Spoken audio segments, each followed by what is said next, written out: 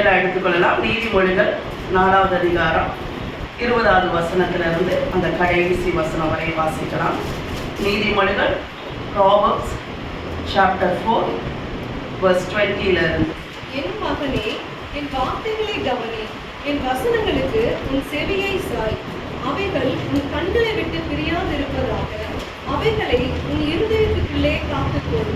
அவைகளை கண்டுபிடிக்கிறவர்களுக்கு அவைகள் ஜீவனும் அவர்கள் உடலுக்கெல்லாம் ஆரோக்கியமாகும். எல்லா காவலோடும் உன் இருதயத்தை காத்துக்கொள். அதனிடத்தில் நின்று ஜீவ ஊற்று புறப்படும். வாயின் தாறுமாறுகளை உன்னை விட்டு அகற்றி உதடுகளின் மாறுபாட்டை உனக்கு தூரப்படுத்து. உன் கண்கள் நேராய் நோக்கப்படவது. உன் கண்ணிமைகள் உனக்கு முன்னே செவ்வையாய் பார்க்கப்படுவது. உன் கால்கள் நடையை சீர்தூக்கி பார். உன் வழிகள் எல்லாம் நிலைவரப்பட்டிருப்பதாக. வலது புறமாவது இடது புறமாவது சாயாதே. உன் காலை தீமைக்கு விளக்குவாயாக. எல்லாம் சேர்த்து படிக்கலாமா? என் மகனே, உன் வார்த்தைகளை கவனி, என் வசனங்களுக்கு உன் செவியை சாய். அவைகள் உன் கண்களை விட்டு பிரியாதிருப்பதாக. அவைகளை உன் இருதயத்துக்குள்ளே காத்துக்கொள். அவைகளை கண்டுபிடிக்கிறவர்களுக்கு அவைகள் ஜீவனும் அவர்கள் உடலுக்கெல்லாம் ஆரோக்கியமாகும். எல்லா காவலோடும் உன் இருதயத்தை காத்துக்கொள். அதனிடத்தில் நின்று ஜீவ ஊற்று புறப்படும். வாயின் தாறுமாறுகளை உன்னை விட்டு அகற்றி உதடுகளின் மாறுபாட்டை உனக்கு தூரப்படுத்து. உன் கண்கள் நேராய் நோக்க கடவது. உன் கண்ணிமைகள் உனக்கு முன்னே செவையாய் பார்க்க கடவது. உன் கால்நடையை சீர்தூக்கி பார். உன் வழிகளெல்லாம் நிலைவரப்பட்டிருப்பதாக. வலதுபுறமாவது இடதுபுறமாவது சாயாதே. உன் காலை தீமைக்கு விளக்குவாயாக. ஆமென். இன்னைக்கு நம்ம பார்க்க போறது 23வது வசனம். எல்லா காவலோடும் உன் இருதயத்தை காத்துக்கொள். உன் இருதயத்தை காத்துக்கொள். எல்லா காவலோடும் உன் இருதயத்தை காத்துக்கொள். ஹல்லேலூயா. இன்னைக்கு அதை தான் நம்முடைய இருதயத்தின் பகுதியை தான் இன்னைக்கு பார்க்க போறோம். இன்னைக்கு எப்படின்னா, ஒரு ஆப்ரேஷன் தியேட்டருக்குள்ளே போய் இன்னைக்கு எல்லாம் நம்ம ஆப்ரேஷன் தியேட்டருக்குள்ளே போய் ஹார்ட் ஹீலிங், இருதயத்தை சுகமாக்க போகிறோம். இது ஒரு முக்கியமான காரியம். எப்படி கர்த்தருக்கு பயப்படுகிறது அப்படிங்கிறது ஒரு லைஃப்ல முக்கியமான, அதுவும் இருதயத்தோட சம்பந்தப்பட்ட காரியம். அதே போல இருதயம் சுகமாக்கப்படுதல், இருதயம் காக்கப்படுதல் அப்படிங்கிறது வாழ்க்கையில அது ரொம்ப ரொம்ப ரொம்ப ரொம்ப முக்கியமான காரியம். ஹல்லேலூயா. ஏன்னா நம்ம எல்லாருக்கும் தெரியும், மனுஷனோ முகத்தை பார்க்கிறான், நம்முடைய தேவன் இருதயத்தை பார்க்கலாம். தேவன் இருதயத்தின் தேவன். ஹல்லேலூயா. அவர் நம்முடைய இருதயங்களோடு இடைப்படுகிற தேவன். ஹல்லேலூயா. அதனால இன்னைக்கு இதை நல்லா கவனிங்க. நான் பொறுமையாக தான் சொல்லிக் கொடுக்க போறேன். சப்போஸ் இன்னைக்கு டேல முடிக்க முடியாட்டினாலும் 200 நாள் இதை நம்ம கண்டினியூ பண்ணி இதை கம்ப்ளீட்டாக நம்ம கவர் பண்ணலாம். ஃபர்ஸ்ட் 20வது வசனம் ஆண்டவர் என்ன சொல்றாரு? என் மகனே, என் மகளே. ஆண்டவர் உங்க ஒவ்வொருவரையும் அன்பா அந்த தேட்டருக்குள்ள அழைக்கிறார். அவர் யாரையும் ஃபோர்ஸ் பண்ணி கூப்பிடுகிற தேவன் கிடையாது. அவர் அன்பின் தேவன். ஹல்லேலூயா. என் மகனே, என் மகளே, என் வார்த்தைகளை கவனி. ஹல்லேலூயா. என் வசனங்களுக்கு உன் செவியை சாய். அவைகள் உன் கண்களை விட்டு பிரியாது இருப்பதாக. அவைகளை உன் இருதயத்துக்குள் காத்துக்கொள். அவைகளை கண்டுபிடிக்கிறவர்களுக்கு அவைகள் ஜீவனும் அவர்கள் உடலுக்கெல்லாம் ஆரோக்கியமாயிருக்கும். ஹல்லேலூயா. ஆண்டவர் என்ன சொல்றாருன்னா, என் வார்த்தையை நீ கவனிக்கணும், என் வசனத்தை உன் இருதயத்தில் வைக்கணும், அதுக்கப்புறம் நீ அதை கண்டுபிடிக்கணும். அதை நீ கண்டுபிடிச்சிட்டேன்னா அது உனக்கு எப்படி இருக்குன்னா ஜீவனாக இருக்கும், உன் உடலுக்கெல்லாம் ஆரோக்கியம். ஜீவன் அப்படிங்கிறது நம்முடைய ஆவியை குறிக்கிறது. உடலுக்கெல்லாம் ஆரோக்கியம் என்பது நம்முடைய சரீரத்தின் காரியங்கள். அதை மட்டும் நீ கண்டுபிடிச்சிட்டேன்னா ஆவி, ஆத்மா, சரீரம் எல்லாத்துக்கும் என்னது, அதுதான் மேன்மையான காரியம் அப்படின்னு சொல்லிட்டு அங்கே சொல்கிறேன். நம்ம இன்னைக்கு இதை ஃபஸ்ட்டு இது ஒரு அறிக்கையாக நம்ம எடுத்துக்கோம். இது ஒரு ஆழமான ஒரு ஜெபமாக நம்ம எடுத்துக்கோம். ஆண்டவரே, நான் வார்த்தையை கண்டுபிடிக்கிறவனாக இருப்பேன். இதுதான் நம்முடைய வாழ்க்கையில் உண்மையானதாக இருக்கும். ஆண்டவரே, உங்களுடைய வார்த்தையை நான் கண்டுபிடிக்கிறவனாக இருப்பேன். கண்டுபிடிக்கிறது மாத்திரமல்ல, அதை என் இருதயத்துக்குள்ள நான் வைத்து கொள்கிறவனாக இருப்பேன். ஹல்லேலூயா. நான் அப்படி வைத்து கொள்றதுனால அது எனக்கு ஜீவனும் அது என் உடம்புக்கு எல்லாம் ஆரோக்கியமாக இருக்கும். எல்லாம் நம்ம அறிக்கை செய்வோம். பிதாவே, நான் என்னுடைய வார்த்தையை நான் கண்டுபிடிக்கிறவனாக இருப்பேன். நான் கண்டுபிடிக்கிறவராக இருக்கிறபடினால அவைகள் எனக்கு ஜீவனும் என் உடம்பெல்லாம் ஆரோக்கியமாக இருக்கும். ஹல்லேலூயா. இயேசு அவர் என்ன பண்ணாரு? பிதாவின் சத்தத்தை கேட்டு என்ன பண்ணார்? அந்த வார்த்தையை தன் இருதயத்துல வைத்து அதன்படி செயல்படுகிறவராய். ஹல்லேலூயா. அவர் தான் நம்மளுக்கு எக்ஸாம்பிள். முதல்ல அவருடைய சத்தத்தை கேட்டார், அதுக்கப்புறம் என்ன பண்ணார்? தன்னுடைய இருதயத்துல வைத்தார், அதுக்கப்புறம் அதன்படி செயல்பட்டார். இதுதான் என்னது சொல்றது? இதை நம்ம கோட்பாடு எடுத்து கொடுக்க கூடாது. சில நேரம் அந்த கோட்பாடுகளா சித்தாந்தங்கள் அப்படி எடுத்துக்க கூடாது. இதுதான் இயேசு கிறிஸ்து என்ன அவர் ஃபாலோ பண்ணாரோ அதை தான் நம்ம என்ன பண்ணணும். ஏன்னா அவரை போல தான் நம்ம இந்த உலகத்தில் ஜீவிக்கிறோம் இல்லையா? அவர் என்ன, அதுதான் நம்ம போன வாரத்துக்கு முந்தின வாரமும் கேட்டோம். அவர் எப்படி வாழ்ந்தாரோ அதை போல தான் நம்ம இந்த உலகத்தில். அப்போ அவர் வாழ்ந்த வாழ்க்கை பிதாவின் சித்தத்தை செய்கிற வாழ்க்கை. அந்த பிதாவின் சித்தத்தை செய்வதற்கு பரிசுத்த ஆவியானோட உதவியோடு இருந்தார். அவருடைய வார்த்தையை கேட்டார், அவர் என்ன செய்கிறார் என்பதை கண்டார், தன் வாழ்க்கையில் அவர் செயல்படுத்தப்பட்டார். அதனால ஃபர்ஸ்ட் என்ன காரியம்னா, நம்ம இருதயம் எந்த அளவு அது விரிவாக்கப்பட்டிருக்கிறதோ அந்த அளவு தான் நம்ம நன்மையை உணர்ந்து கொள்ள முடியும், எடுத்துக்கொள்ள முடியும்.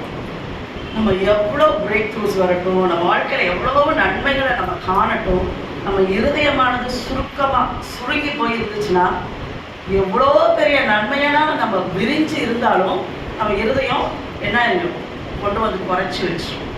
அதனால தான் ரொம்ப ஜாக்கிரதை. நம்ம இருதயம் ரொம்ப ரொம்ப ரொம்ப ரொம்ப ரொம்ப ஜாக்கிரதையாக காக்கப்பட வேண்டிய ஒரு காலம். நான் சொல்கிறேன், எல்லா காவலோடும் உன் இருதயத்தை காத்துக்கணும். அப்போது அதுக்கு நிறைய ஓப்பனிங்ஸ் அப்போ இருக்குது இல்லையா? எல்லா காவல்னா அங்கே நிறைய டோர்ஸ் ஓப்பனாக இருக்குது. அதனால் என்ன பண்ணு, முதல்ல எல்லா டோர்ஸையும் நீ க்ளோஸ் பண்ணு. ஏன்னா அப்போ தான் அது காக்கப்படும். எங்கள் வீட்டில் இப்போ இருக்க வீடு இல்லை, நீங்கள் அந்த பழைய வீடு பார்த்துருப்பீங்கல்ல. அப்போது அது எங்கள் வீட்டுக்குள்ளே வர்றதுக்கு மெத்த மாடியில் ஒரு டோர் இருக்கும்.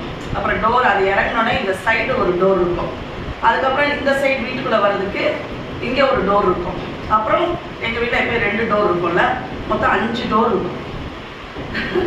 5 டோர் நான் சாப்பிட்டு தான் நான் படிக்கணும். ஏன்னா அடிக்கடி முன்னே அவங்க ரீஜனல் மேனேஜர் இருக்க போது அப்போ அவங்க 6-7 இயர்ஸ் கிட்ட வெளியே போயிடுவாங்க. எல்லா வீக்கும் வெளியே போயிடுவாங்க. ஏன்னா அவங்க கேரளா, ஆந்திரா, கர்நாடகா இப்படி எல்லா ஸ்டேட்டுக்கும் அவங்க எப்படி வீக் போகிறனால நான் மட்டும்தான் தனியாக, நானும் நவீனும் பிரவீனும் மட்டும்தான் இருப்போம். அதனால் என்ன பண்ணி முதல்ல மாடியில் போய் கூட்டிகிட்டு பார்ப்பேன். எல்லா டோரும் லாக்காக இருந்தால் தான் எனக்கு வந்து படுக்கிறதுக்கு எப்படி இருக்குன்னா அந்த பயம் லாக்காக இருக்கும். ஏன்னா முக்கியம் இல்லையா? நம்ம ரொம்ப முக்கியம். அதுக்கு தான் அது போல தான் இருதயமானது நிறைய டோர்ஸ் உள்ளதாக இருக்குது. அது என்ன டோருங்கிறத இன்னும் ஆண்டவர் வந்து எல்லாத்தையும் மறைச்சு வைக்கல. அடுத்தடுத்தே சொல்லிடுறாரு. அடுத்தடுத்து பார்ப்போம். உன் வாயின் தாறுமாறுகளை உன்னை விட்டு அகற்றி உன் உதடுகளின் மாறுபாட்டை உனக்கு தூரப்படுத்து. உன் கண்கள் நேராய் நோக்க கடவுது, உன் கண்ணிமைகள் உனக்கு நேராய் உனக்கு முன்னே செவ்வையாய் பார்க்க கடவுது. உன் கால்நடையை சீர்தூக்கி பார், உன் வழிகளெல்லாம் நிறைவேறப்பட்டிருப்பதாக. வலதுபுறமாவது இடதுபுறமாவது சாயாதே, உன் காலை தீனுக்கு விளக்குவாயாக. எல்லாரும் வாசிங்க 24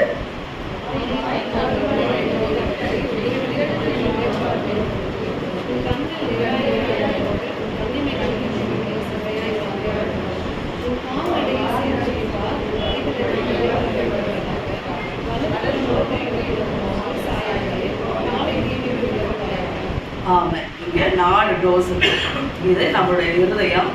இங்கே 4 டோர். ஃபஸ்ட்டு ரொம்ப காக்கப்பட வேண்டிய டோர் வந்து நம்முடைய காது. ஏன்னா எதை கேட்குறோமோ அப்புறம் தான் அதை பார்ப்போம், செய்வோம், எல்லா வேலையும் நடக்கும். ஃபஸ்ட்டு நமக்கு காக்க வேண்டிய டோர் என்னது? நம்முடைய காது. அந்த காது கேட்டோடனே என்ன பண்ணும்? கண்ணு பார்க்க துடிக்கும். நெக்ஸ்ட் டோரு கண்ணு. அப்புறம் கண்ணு முடிச்ச உடனே என்ன பண்ணும்? நம்முடைய கை காலில் என்ன பண்ண ஆரம்பிக்கும்? செய்யறதுக்கு நம்மளோட வாய் அப்புறம் அதை பேச ஆரம்பிக்கும். ஃபர்ஸ்ட் என்ன பண்ணும்? நம்மளோட காது கேட்டுரும், அப்புறம் கண்ணு பார்த்துட்டு அப்புறம் பேச ஆரம்பிப்போம். அடுத்து என்ன பண்ண ஆரம்பிச்சிடுவோம்? செய்ய ஆரம்பிச்சிடும். நம்ம கையும் காலும் நம்மளுக்கு செய்ய ஆரம்பிச்சிடும். அதனால தான் சொல்கிறார், ஃபஸ்ட்டு உன் வாயை மூடு, உன் கண்ணை மூடிக்கோ, மீன்ஸ் எப்படின்னா இது வெறுமனை இல்லை, இதை எப்படி காத்துக்கொள்ளணும் அப்படிங்கிறத தான் இன்னைக்கு ஃபுல்லாக இந்த டோஸ் எல்லாம் எப்படி மூடணும் அப்படிங்கிறது மட்டும் இல்லை, எந்த டோஸை திறக்கணும் இல்லையா. எப்பயுமே நம்ம தான் அந்த ஓப்பனிங் ரேஸ் என்ன சொல்கிறாரு, இதோ என் மூலம் தேவதூதர்கள் ஏறுவதையும் இறங்குவதையும் இது முதல் காண்பீர்கள். அப்போ அங்கே ஒரு டோர் ஓப்பன் ஆகுது. நன்மையை பெற்றுக்கொள்வதும் தீமையை அடைக்கிறதுக்கும் 2 காரியம் அந்த இடத்துல உண்டாகுது. அதே போல தான் நம்ம அடைக்க வேண்டிய டோஸ் எல்லாம் நம்ம அடைச்சிட்டு திறக்க வேண்டிய டோஸ் எல்லாம் நம்ம திறக்கும் போது பெரிய நன்மையை நம்ம பெற்றுக்கொள்ளலாம். ஃபர்ஸ்ட் டோர் என்னது? உன்னுடைய செவி, உன் காது. ஆதியாகமம் எடுத்துக்கொள்ளலாம், 2வது அதிகாரம் 17வது வசனத்தை படிக்கலாம். ஆனாலும் நன்மை தீமை அறியத்தக்க விருட்சத்தின் கனியை புசிக்க வேண்டாம், அதை நீ புசிக்கும் நாளில் சாகவே சாவா என்று கட்டளையிட்டார். ஆமாம். ஆதியாகமம் 3:17. இதுதான் ஃபர்ஸ்ட் தேவனுடைய சத்தத்தை கேட்ட ஆதாமுடைய காரியம். ஃபர்ஸ்ட் அவன் செவிகள் என்ன கேட்குது? இந்த கனியை நீ புசிக்காத, சாகவே சாவாய். அடுத்து பின்பு அவர் ஆதாமை நோக்கி, நீ உன் மனைவியின் வார்த்தைக்கு செவி கொடுத்து புசிக்க வேண்டாம் என்று. ஆதியாகமம் 3ஆம் அதிகாரம் 1-5. தேவனாகிய கர்த்தர் உண்டாக்கின சகல காட்டு ஜீவன்களை பார்க்கிலும் சர்ப்பமானது தந்திரம் உள்ளதாய் இருந்தது. அது ஸ்திரீயை நோக்கி, நீங்கள் தோட்டத்தில் உள்ள சகல விருட்சங்களின் கனியையும் புசிக்க வேண்டாம் என்று தேவன் சொன்னது உண்டோ என்றது. ஸ்திரீ சர்ப்பத்தை பார்த்து, நாங்கள் தோட்டத்தில் உள்ள விருட்சங்களின் கனிகளை புசிக்கலாம், ஆனாலும் தோட்டத்தின் நடுவில் இருக்கிற விருட்சத்தின் கனியை குறித்து தேவன் நீங்கள் சாகாதபடிக்கு அதை புசிக்கவும் அதை தொடவும் வேண்டாம் என்று சொன்னார் என்றார்.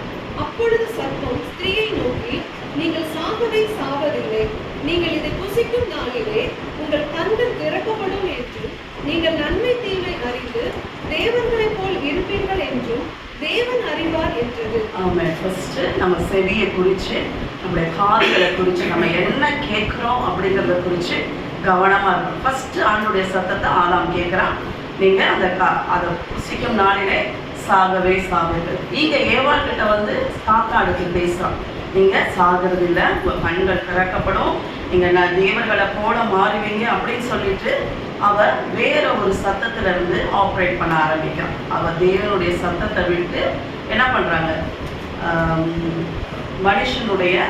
சாத்தானுடைய சத்தத்துக்கு நேராக பார்க்க ஆரம்பிக்கிறாங்க. சரி, அப்போ அதை பார்த்த உடனே என்ன நடந்தது? இதுதான் ஃபர்ஸ்ட் நம்ம கேட்கறத குறித்து ரொம்ப கவனமாக இருக்கும். இயேசு கிறிஸ்து அதனால தான் காதுள்ளவன் கேட்க கடவன். ஹல்லேலூயா. ஆவியானவர் சொல்லுகிறதை சபையானது கேட்க கடவுள். ஏன்னா நீ என்ன கேட்குற, அதுதான் ரொம்ப ரொம்ப முக்கியம். அந்த கேட்குற செய்திகள் நம்ம வாழ்க்கையில என்ன பண்ணுது, பல காரியங்களை திரித்து விடுகிறது. தேவ சத்தத்தை விட்டு இப்போ முதல்ல பெரிய சாத்தானுடைய தந்திரங்கள் நீங்கள் ரொம்பலாம் யோசிக்க வேணாம். நீங்கள் எதை கேட்குறீங்க, எதை பார்க்குறீங்க, இதை கொஞ்சம் நீங்கள் ஆராய்ஞ்சு பார்த்தாவே என்ன பண்ணிடும், அவன் புது புது ட்ரிக்கெல்லாம் வச்சே வருது. ஒரே ட்ரிக் தான், ஆளுக்கு ஏற்ற மாதிரி அப்படி திரிசாக தெரிகிற மாதிரி இருக்கும். ஒரே ட்ரிக்கு தான். அதனால் நம்ம ஃபஸ்ட்டு நம்ம கேட்குறத ரொம்ப ஜாக்கிரதையாக இருக்கணும். அடுத்து நம்மளுடைய செகண்ட் டோர் என்னது? கண். நம்ம எதை கேட்குறோமோ உடனே என்ன தோணும், அதை பார்க்கணும்னு தோணும். ஆதியாகமம் 3ஆம் அதிகாரம் 6வது வசனம். அப்பொழுது ஸ்திரீயானவர் அந்த விருட்சம் புசிப்புக்கு நல்லதும் பார்வைக்கு இன்பமும் புத்தியை தெளிவிக்கிறதுக்கு இச்சிக்கப்படத்தக்க விருட்சமாய் இருக்கிறது என்று கண்டு என்ன பண்ணிட்டா, அவன் சொல்ல சொல்ல சொல்ல அவளுக்குள்ள என்ன ஆயிடுச்சு, அதை காண ஆரம்பிச்சான். எப்படி கண்டா, அது புசிப்புக்கு நல்லது, பார்வைக்கு இன்பம், புத்தியை தெளிவிக்கிறது, இச்சிக்கப்படத்தக்க விருட்சமா இருக்கிறது என்பதை கண்டார். அதனால நம்முடைய செகண்ட் டோர் கண்ணு ரொம்ப ஜாக்கிரதை.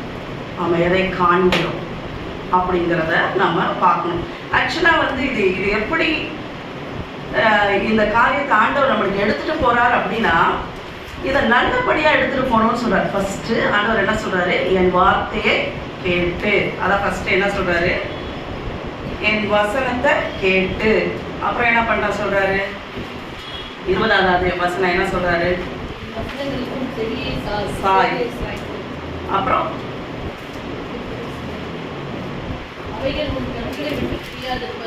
ஆமாம். ஃபர்ஸ்ட் அவர் என்ன சொல்றாரு, ஆண்டவர் என்ன சொல்றாரு, ஏன் வார்த்தைக்கு நீ செவிய சாயி, அப்புறம் அந்த வார்த்தை என்ன சொல்லுதோ அதை நீ பாரு, அதுக்கப்புறம் அதை இதயத்துல காத்துக்க. ஆண்டவர் இந்த விதத்திலாம் நம்மளோட பேச, இந்த காரியங்கள் செயல்படும்படிதான் ஆண்டவர் நம்மளுக்கு சொல்லுகிறார். ஆனா நம்ம இருதயம் திரிக்கப்பட்ட இருதயமா இருக்கனால எப்படி ஆகிடுது, ஸ்டார்டிங் பாயிண்ட்ல இருந்து என்ன ஆயிடுது, வேற சத்தத்தை கேட்கறது, ஆண்டவர் காணக்கூட வேணாம்னு சொல்ற காரியங்களை காணுகிற செகண்ட் டோர். தேர்ட் டோர் என்ன டோரு, நம்முடைய வாய். பெரிய டோர், எல்லா பிரச்சனையும் கொண்டு வர டோர் இல்லையா? இந்த டோர்களாவது அடைச்சிடலாம், ஏதோ இந்த டோர் அடைக்க முடியாத ஒரு டோரா இருக்குது இல்லையா? பாப்போம், யாக்கோபு 1ஆவது அதிகாரம். இன்னைக்கு ஆண்டவர் எல்லாவற்றிலும் விடுதலை கொடுக்கும்படிதான் நம்மளோட பேசிக்கொண்டிருக்கிறோம். ஏன்னா நம்ம இருதயமானது சுத்தமாக்கப்பட வேண்டும். இந்த ஹார்ட் ஹீலிங் அப்படிங்கிறது ஒரு இயற்கைக்கு அப்பாற்பட்ட காரியம் கிடையாது. இது நாம் அவரோடு சேர்ந்து செயல்படுத்த வேண்டிய ஒரு காரியம். யாக்கோபு 1ஆவது அதிகாரம் 26வது வசனம். உங்களில் ஒருவன் தன் நாவை அடக்காமல் தன் இருதயத்தை வஞ்சித்து தன்னை தேவ பக்தியுள்ளவன் என்று எண்ணினால் அவனுடைய தேவ பக்தி வீணா இருக்கும். எல்லாரும் வாசிக்கலாம், நல்லா பொறுமையா அந்த வசனத்தை வாசிங்க.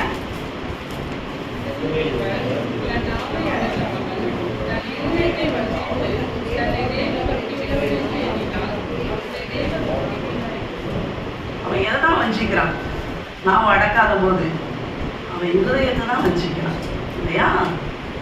அப்போ அதை வஞ்சிச்சு அவன் என்ன சொல்லிக்கிறானா, அவன் தேவ பக்தி உள்ளவன் அப்படின்னு சொல்லிக்கிறான். அந்த தேவ பக்தி என்ன கிடையாதான்,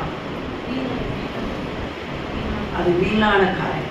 அடுத்து நெக்ஸ்ட் டோர் என்னது, நம்முடைய வாய். அந்த வாயை குறித்து பார்க்கும்போது அதுக்குள்ள இருக்க நாக்கை குறித்து ரொம்ப ஜாக்கிரதையா பார்க்கணும். ஒரு தடவை அதை பார்த்துட்டு அப்படியே நம்ம போகலாம். யாக்கோபு 3ஆவது அதிகாரம் 3வது வசனத்துல இருந்து 18. அது ஃபுல்லா நிறைய இருக்குது, அப்படியே சும்மா வேகமா வாசிச்சிடலாம்.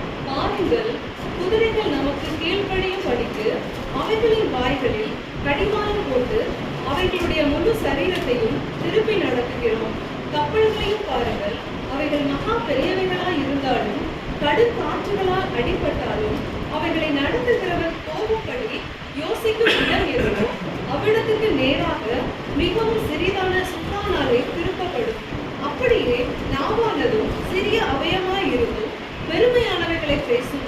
பாருங்கள், சிறிய நெருப்பு எவ்வளவு பெரிய காட்டை கொளுத்தி விடுகிறது. நாவும் நெருப்புதான், அது அநீதி நிறைந்த உலகம். நம்முடைய அவயங்களில் நாவானது முழு சரீரத்தையும் கரைப்படுத்தி ஆயுள் சக்கரத்தை கொளுத்தி விடுகிறதாயும் நரக அக்கினியினால் கொளுத்தப்படுகிறதாயும் இருக்கிறது. சகலவிதமான மிருகங்கள், பறவைகள், ஊரும் பிராணிகள், நீர்வாழும் ஜந்துக்கள் ஆகிய இவைகளின் சுவாபம் மனுஷ சுவாபத்தால் அடக்கப்பட்டதும் உண்டு. நாவை அடக்க ஒரு மனுஷனாலும் கூடாது. அது அடங்காத பொல்லாங்குள்ளதும் சாவுக்கேதுவான விஷம் நிறைந்ததுமாய் இருக்கிறது. அதனாலே நம் பிதாவாகிய தேவனை துதிக்கிறோம். தேவனுடைய சாயலின்படி உண்டாக்கப்பட்ட மனுஷரை அதனாலேயே சபிக்கிறோம். துதித்தலும் சபித்தலும் ஒரே வாயிலிருந்து புறப்படுகிறது. என் சகோதரரே, இப்படி இருக்கலாகாது. ஒரே ஊற்றுக்கண்ணிலிருந்து தித்திப்பும் கசப்புமான தண்ணீர் சுரக்குமா? என் சகோதரரே, அத்திமரம் ஒலிவ பழங்களையும் திராட்சை செடி அத்திப்பழங்களையும் கொடுக்குமா? அப்படியே உவர்ப்பான நீரூற்று தித்திப்பான ஜலத்தை கொடுக்க மாட்டாங்க. இதோட நிறுத்திக்கலாம். என்ன சொல்றாங்க, நாவானதும் நெருப்பு தான், அதான் நீதி நிறைந்த உலகம்.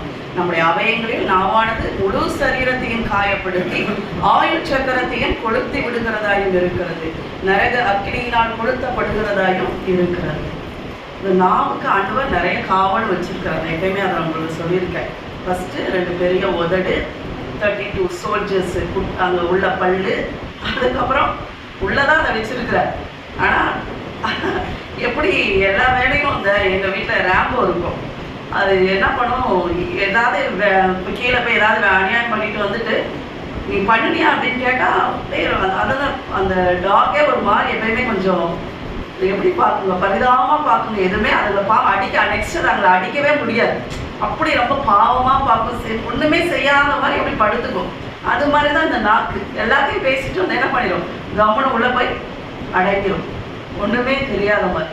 நாவும் நெருப்பு தான். அது என்ன பண்ணுது, அது அநீதி நிறைந்த உலகம், அது எல்லாத்தையும் கொளுத்தக்கூடியதாக இருக்கிறது. அது எல்லாம் நம்ம ஆயுள் சக்கரத்தை, அடுத்த ஆயுள் சக்கரத்தில் இந்த வாய் நம்மளுக்கே சூனியம் வைக்கிற காரியம். நம்ம ஜாக்கிரதை, அதை தான் சொல்கிறாரு, அந்த டோர் ரொம்ப ஜாக்கிரதை. வாய் அடுத்து நம்ம ஃபஸ்ட்டு என்ன பண்ண, நம்ம செவியை கேட்குறோம், அடுத்து நம்ம என்ன பண்ணுறோம், ஃபஸ்ட்டு செவி கேட்டுட்டு அப்புறம் என்ன பண்ணுது, கண்கள் காணுது, அதுக்கப்புறம் என்ன பண்ணுது,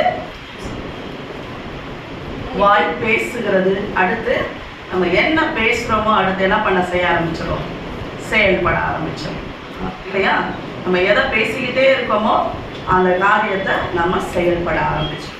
இது எல்லாமே எப்படின்னா, நம்முடைய அந்த 23வது வசனம் என்ன இருக்குது, எல்லா காவலோடும் உன் இருதயத்தை காத்துக்கொள், அதனிடத்திலிருந்து ஜீவ ஊற்று புறப்படும். இந்த ஜீவ ஊற்றுக்களை எல்லாமே உங்க வாழ்க்கையில புறப்படும் அப்படின்னா, நான் நிறைய அந்த டிரான்ஸ்லேஷன்ஸ்ல இருந்து நான் அந்த வார்த்தையை நான் பார்த்தேன், அதை மட்டும் சொல்றேன். It determines the course of your life. உங்க வாழ்க்கைய எல்லையே தீர்மானிப்பதுதான் எதுவா, உங்களுடைய இருதயம். ஆண்டவர் இல்லை, ஆண்டவர் நம்மளுக்கு வாழ்க்கையை வச்சாலும் அதை நீ எந்த அளவுக்கு எடுத்துட்டு போற அப்படிங்கிறத தீர்மானிக்கிறதே எதுவா, உன் இருதயம். அப்போ அந்த இருதயத்தை எந்த அளவு காத்து கொள்ள வேண்டும். அடுத்து out of it are the issues of life. உன்னுடைய வாழ்க்கையில எல்லா காரியத்துக்குமே காரணம் என்னதானா, இருதயம் தான். அதனாலதான் சொல்றாரு, உன் எல்லா காவலோடும் உன் இருதயத்தை காத்துக்கொள். அதனாலதான் அந்த இருதயத்தை காத்துக்கொள்ளணும். அப்படிங்கும் போதுதான் ஆண்டவர் என்ன சொல்றாரு, உன் வாயின் தாறுமாறுகளையும் விட்டு அகற்றி உதடுகளின் மாறுபாட்டை உனக்கு தூரப்படுத்தி, உன் கண் நேரா பார்க்கணும், உன் கண்ணிமைகள் உனக்கு முன்ன செவையா பார்க்கணும், உன் கால்நடையை நீ தூக்கி பாரு, உன் வழியெல்லாம் நிறைவேற்றப்பட்டிருக்கணும், அது வலது புறமாது இடது புறமாது சாயாதபடி உன் கால தீமைக்கு விளக்கு. இந்த மாதிரியா உன்னுடைய அந்த எல்லா என்ட்ரி பாயிண்ட்ஸையும், உனக்குள்ள இருக்கிற அந்த எல்லா டோர்ஸையும் நீ அடைக்கும் போது உனக்கு அநேக நன்மைகள் காத்திருக்கிறது. அந்த நன்மைகளை பார்த்துடலாம் முதல்ல, அதுக்கப்புறம் நம்ம தொடர்ந்து எப்படியா நம்முடைய இருதயத்தை காத்து கொள்ளுவது. எல்லா காவலோடும் அப்படின்னா என்னென்ன காவலோடு நம்முடைய இருதயத்தை காத்துக்கொள்ள பார்க்கலாம். என்ன நன்மைகள் எல்லாம் நம்ம இருதயத்தை காத்துக்கொள்ளும் போது நடக்குதுன்னு பார்க்கலாம். நீதிமொழிகள் 3வது அதிகாரம் 1 வசனத்திலிருந்து வாசிக்கலாம். என் மகனே, என் போதகத்தை மறவாதே, உன் இருதயம் என் கட்டளைகளை காக்க கடவுது. ஆண்டவர் பாரு எல்லாத்தையுமே எப்படி கூப்பிடுறாரு, என் மகனே என் மகளே அப்படின்னு நம்மளை பாசமா தான் கூப்பிடுறாரு இல்லையா? என் மகனே என் போதகத்தை மறவாதே, உன் இருதயம் என் கட்டளைகளை காக்க கடவுது. அப்போ உன் இருதயத்துல என் போதகத்தை நீ வைக்கும் போது உனக்கு என்ன நன்மை நடக்குது? 2வது வசனம், அவைகள் உனக்கு நீடித்த நாட்களையும் தீர்க்காயுசையும் சமாதானத்தையும் பெருக பண்ணும். என்னென்ன கிடைக்குதா? நீடித்த நாட்கள், தீர்க்காயுசு, சமாதானம். அதனாலதான் உன் இருதயத்தை நீ காத்துக்கொள்ளணும். நீ தான் தீர்மானம் பண்ணும். என்கிட்ட தீர்க்காயுசு அப்படியெல்லாம் கிடையாது. உன் இருதயம் சரியா இருந்துச்சுன்னா அங்க சமாதானம் உண்டு. அங்கிருந்து ஜீவ ஊற்றுகள் புறப்படும். அந்த ஜீவ ஊற்றுல ஒரு ஊற்று என்னது? நீடித்த நாட்கள், தீர்க்காயுசு, சமாதானம். அடுத்து கிருபையும் சத்தியமும் உன்னை விட்டு விலகாது இருப்பதாக நீ அவைகளை உன் கழுத்திலே போட்டு அவைகளை உன் இருதயமாகிய பலகையில் எழுதிக்கோ. கிருபையும் சத்தியத்தையும் உன் இருதயத்துல வைக்கும் போது என்ன நடக்கும்? 4வது வசனத்தை பார்க்கலாம். அதனால் தேவனுடைய பார்வையிலும் மனுஷருடைய பார்வையிலும் தயையும் நற்புத்தியும் பெறுவாய். ஆமென். என்ன கிடைக்குது நன்மைகள்? தேவனுடைய பார்வையிலும் மனுஷனுடைய பார்வையிலும் தயையும் நற்புத்தியும் பெறுவாய். அடுத்து 5வது வசனம் படிக்கலாம். சுய புத்தியின் மேல் சாயாமல் இருதயத்தோடும் கர்த்தரில் நம்பிக்கையாய் இருக்கு. அடுத்த வசனம், உன் வழிகள் எல்லாம் அவரை நினைத்துக்கொள், அப்பொழுது அவர் உன் பாதைகளை செவ்வைப்படுத்துவார். ஆமென். உன் முழு இருதயத்தோடு நீ கர்த்தரிடத்துல நம்பிக்கையா இருக்கும்போது என்ன நடக்குதா? உன் பாதைகளை எல்லாம் செவ்வைப்படுத்துவார். அடுத்து நீ உன்னை ஞானி என்று எண்ணாதே, கர்த்தருக்கு பயந்து தீமையை விட்டு விலகு. அது உன் நாவிக்கு ஆரோக்கியமும் உன் எலும்புகளுக்கு ஊனமாகும். ஆமென். என்ன நன்மை? உன் நாவிக்கு ஆரோக்கியமும் உன் எலும்புக்கு, உன் சரீரத்துக்கு ஆரோக்கியமும் உன் எலும்புகளுக்கு ஊனமாக இருக்கிறது. ஹல்லேலூயா. நீ கர்த்தருடைய வசனத்தை வச்சுக்கும் போது, என் கட்டளைகளை உன் இருதயத்தில் வைக்கும் போது இந்த நன்மைகள் எல்லாம் உனக்கு உண்டாகிறது. அடுத்து நம்ம 4வது அதிகாரத்தில் பார்க்கலாம். ஃபர்ஸ்ட் 4வது வசனத்திலிருந்து பார்க்கலாம். அவர் எனக்கு போதித்து சொன்னது, உன் இருதயம் என் வார்த்தைகளை காத்துக்கொள்ள கடவுது. என் கட்டளைகளை கைக்கொள், அப்பொழுது பிழைப்பாய். ஞானத்தை சம்பாதி, புத்தியையும் சம்பாதி. என் வாயின் வார்த்தைகளை மறவாமலும் விட்டு விலகாமலும் இரு. அதை விடாதே, அது உன்னை தற்காக்கும். அதன் மேல் பிரியமாயிரு, அது உன்னை காத்துக்கொள்ளும். ஞானமே முக்கியம், ஞானத்தை சம்பாதி. எண்ணத்தை சம்பாதித்தாலும் புத்தியை சம்பாதித்துக்கொள். நீ அதை மேன்மைப்படுத்து, அது உன்னை மேன்மைப்படுத்தும். நீ அதை தழுவிக்கொண்டால் அது உன்னை கனம் பண்ணும். அது உன் தலைக்கு அலங்காரமான முடியை கொடுக்கும். அது மகிமையான கிரீடத்தை உனக்கு சொல்லும். நம்மளுக்கு என்ன நன்மை உண்டாகுதா? அது உன் தலைக்கு அலங்காரமான முடியை கொடுக்கும். அது மகிமையான கிரீடத்தை உனக்கு சூட்டும். ஹல்லேலூயா. நம்முடைய இருதயமானது காக்கப்படும் போது, கர்த்தருடைய வார்த்தையினால் காக்கப்படும் போது நம்மளுக்கு மகிமை, நன்மை என்கிற நன்மைகள் உண்டாகிறது. ஆண்டவர் இன்னொரு காரியத்தை இந்த இடத்துல எச்சரித்து சொல்கிறார். அதை பார்த்துட்டு நம்ம போயிடலாம். 6வது அதிகாரம் 16வது வசனத்திலிருந்து பார்க்கலாம். 6 காரியங்களை கர்த்தர் வெறுக்கிறார், ஏதும் அவருக்கு. எல்லாரும் சேர்ந்து வாசிக்கலாம் இந்த வசனத்தை. 6 காரியங்களை கர்த்தர் வெறுக்கிறார், ஏதும் அவருக்கு அருவருப்பானவைகள். அவையாவன நேர்மையான கண், பொய் நாவு, குற்றமற்ற ரத்தம் சிந்தும் கை, துராலோசனை கிடைக்கும் இருதயம், தீங்கு செய்வதற்கு விரைந்தோடும் கால், அபத்தம் பேசும் பொய்சாட்சி, சகோதரருக்குள்ளே விரோதத்தை உண்டு பண்ணுதல் ஆகிய இவைகளை. என்ன பண்ணுது? இந்த டோர்ஸ் எல்லாம் என்ன பண்ணுது? அபத்தம் பேசும் வாய், இந்த டோர் எல்லாம் என்னது? கர்த்தருக்கு அருவருப்பா இருக்கு. இருதயத்தை அப்ப ஆண்டவர் நம்மளுடைய இருதயத்தை பார்க்கும்போது அதை எப்படி பார்க்கிறார்? அருவருப்பாய் பார்க்கிறார். அதனாலதான் ஆண்டவர் சொல்றாரு, எல்லாம் காவலோட இந்த இருதயத்தை காத்துக்கும். அப்ப அங்கிருந்து என்ன பண்ணுதா? ஜீவ நதிகள், அதுல இருந்து ஜீவ ஊற்றுகள் புறப்படும். ஹல்லேலூயா. காத்துக்கொள்ளும், இருதயத்தை காத்துக்கொள்ளும். அதுக்குள்ள இருந்துதான் என்ன பண்ணுதான்? ஜீவ ஊற்று புறப்படும். உன் வாழ்க்கைய, நம்முடைய சீசன்ஸை நிர்ணயிக்கிறதே நம்முடைய இருதயம் தான், இல்லையா? எனக்கு நல்ல காலங்கள் வரணும், என் பிள்ளைகளுக்கு நல்ல காலம், அது அந்த சீசன்ஸை கூட நிர்ணயிக்கிறது என்னது? நம்முடைய இருதயம் தான்.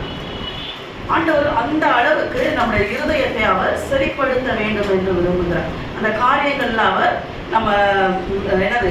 நன்மையான காரியங்களை அடைய வேணும் அப்படிங்கிறத தேவன் விரும்புகிறார். சரி, நான் எப்படி உன்னுடைய இருதயத்தை நான் காக்கிறது? எல்லா காவலோடும் காக்கணும் அப்படின்னு சொல்லியிருக்கிறாரு. முதலாவது, நான் எந்த காரியத்தினால என் இருதயத்தை காக்கணும் அப்படின்னா, ஃபர்ஸ்ட் என் இருதயத்தை கர்த்தருடைய வார்த்தையினால நான் காக்கணும். ஹல்லேலூயா. ஃபர்ஸ்ட் நான் என்ன பண்ணணும்? என் இருதயத்தை கர்த்தருடைய வார்த்தையினால நான் காக்க கற்றுக்க வேண்டும். ஹல்லேலூயா.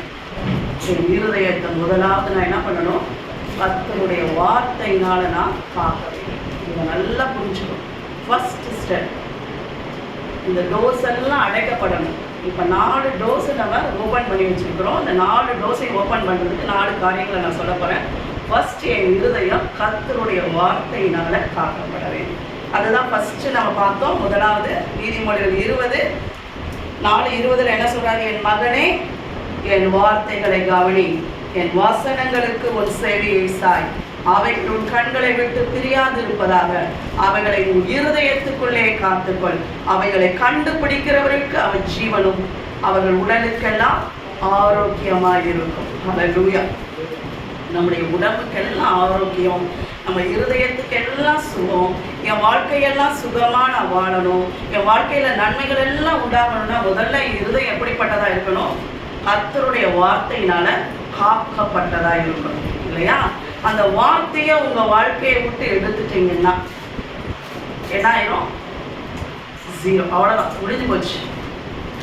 அதனாலதான் அந்த 4 விதமான நிலங்களை பத்தி சொல்லும் போது ஃபர்ஸ்ட் என்ன பண்றான்? அந்த வார்த்தையை தான் எடுத்துட்டு போறோம். அந்த ஃபர்ஸ்ட் நிலமே என்னது? அந்த வழி அருகே விதைக்கப்பட்ட இடம்.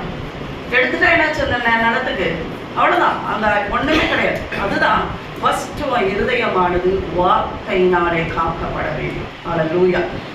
இதை எப்படி நம்ம புரிஞ்சுக்கலாம் அப்படின்னா, இஸ்ரவேல் ஜனங்கள் ஆண்டவர் என்ன பண்ணாரு, எகிப்திலிருந்து விடுதலை ஆக்கினார். அப்போ விடுதலை ஆக்கும் போது என்ன பண்ணாரு, எல்லாருக்கும் வாக்கு கொடுத்தாரா?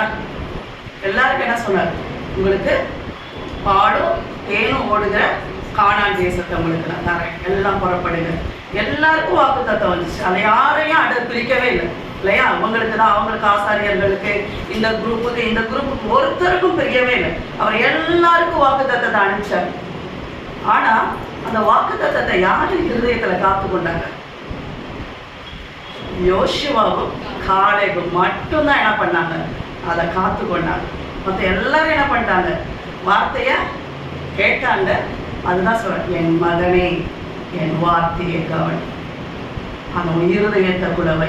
ஏன்னா உன் வாழ்க்கைய சீர்படுத்த போறதே, உன் வாழ்க்கைய அமைக்க போறதே, உன் வாழ்க்கையில எல்லா நன்மையும் கொண்டு வர போறதே என் வார்த்தை தான்.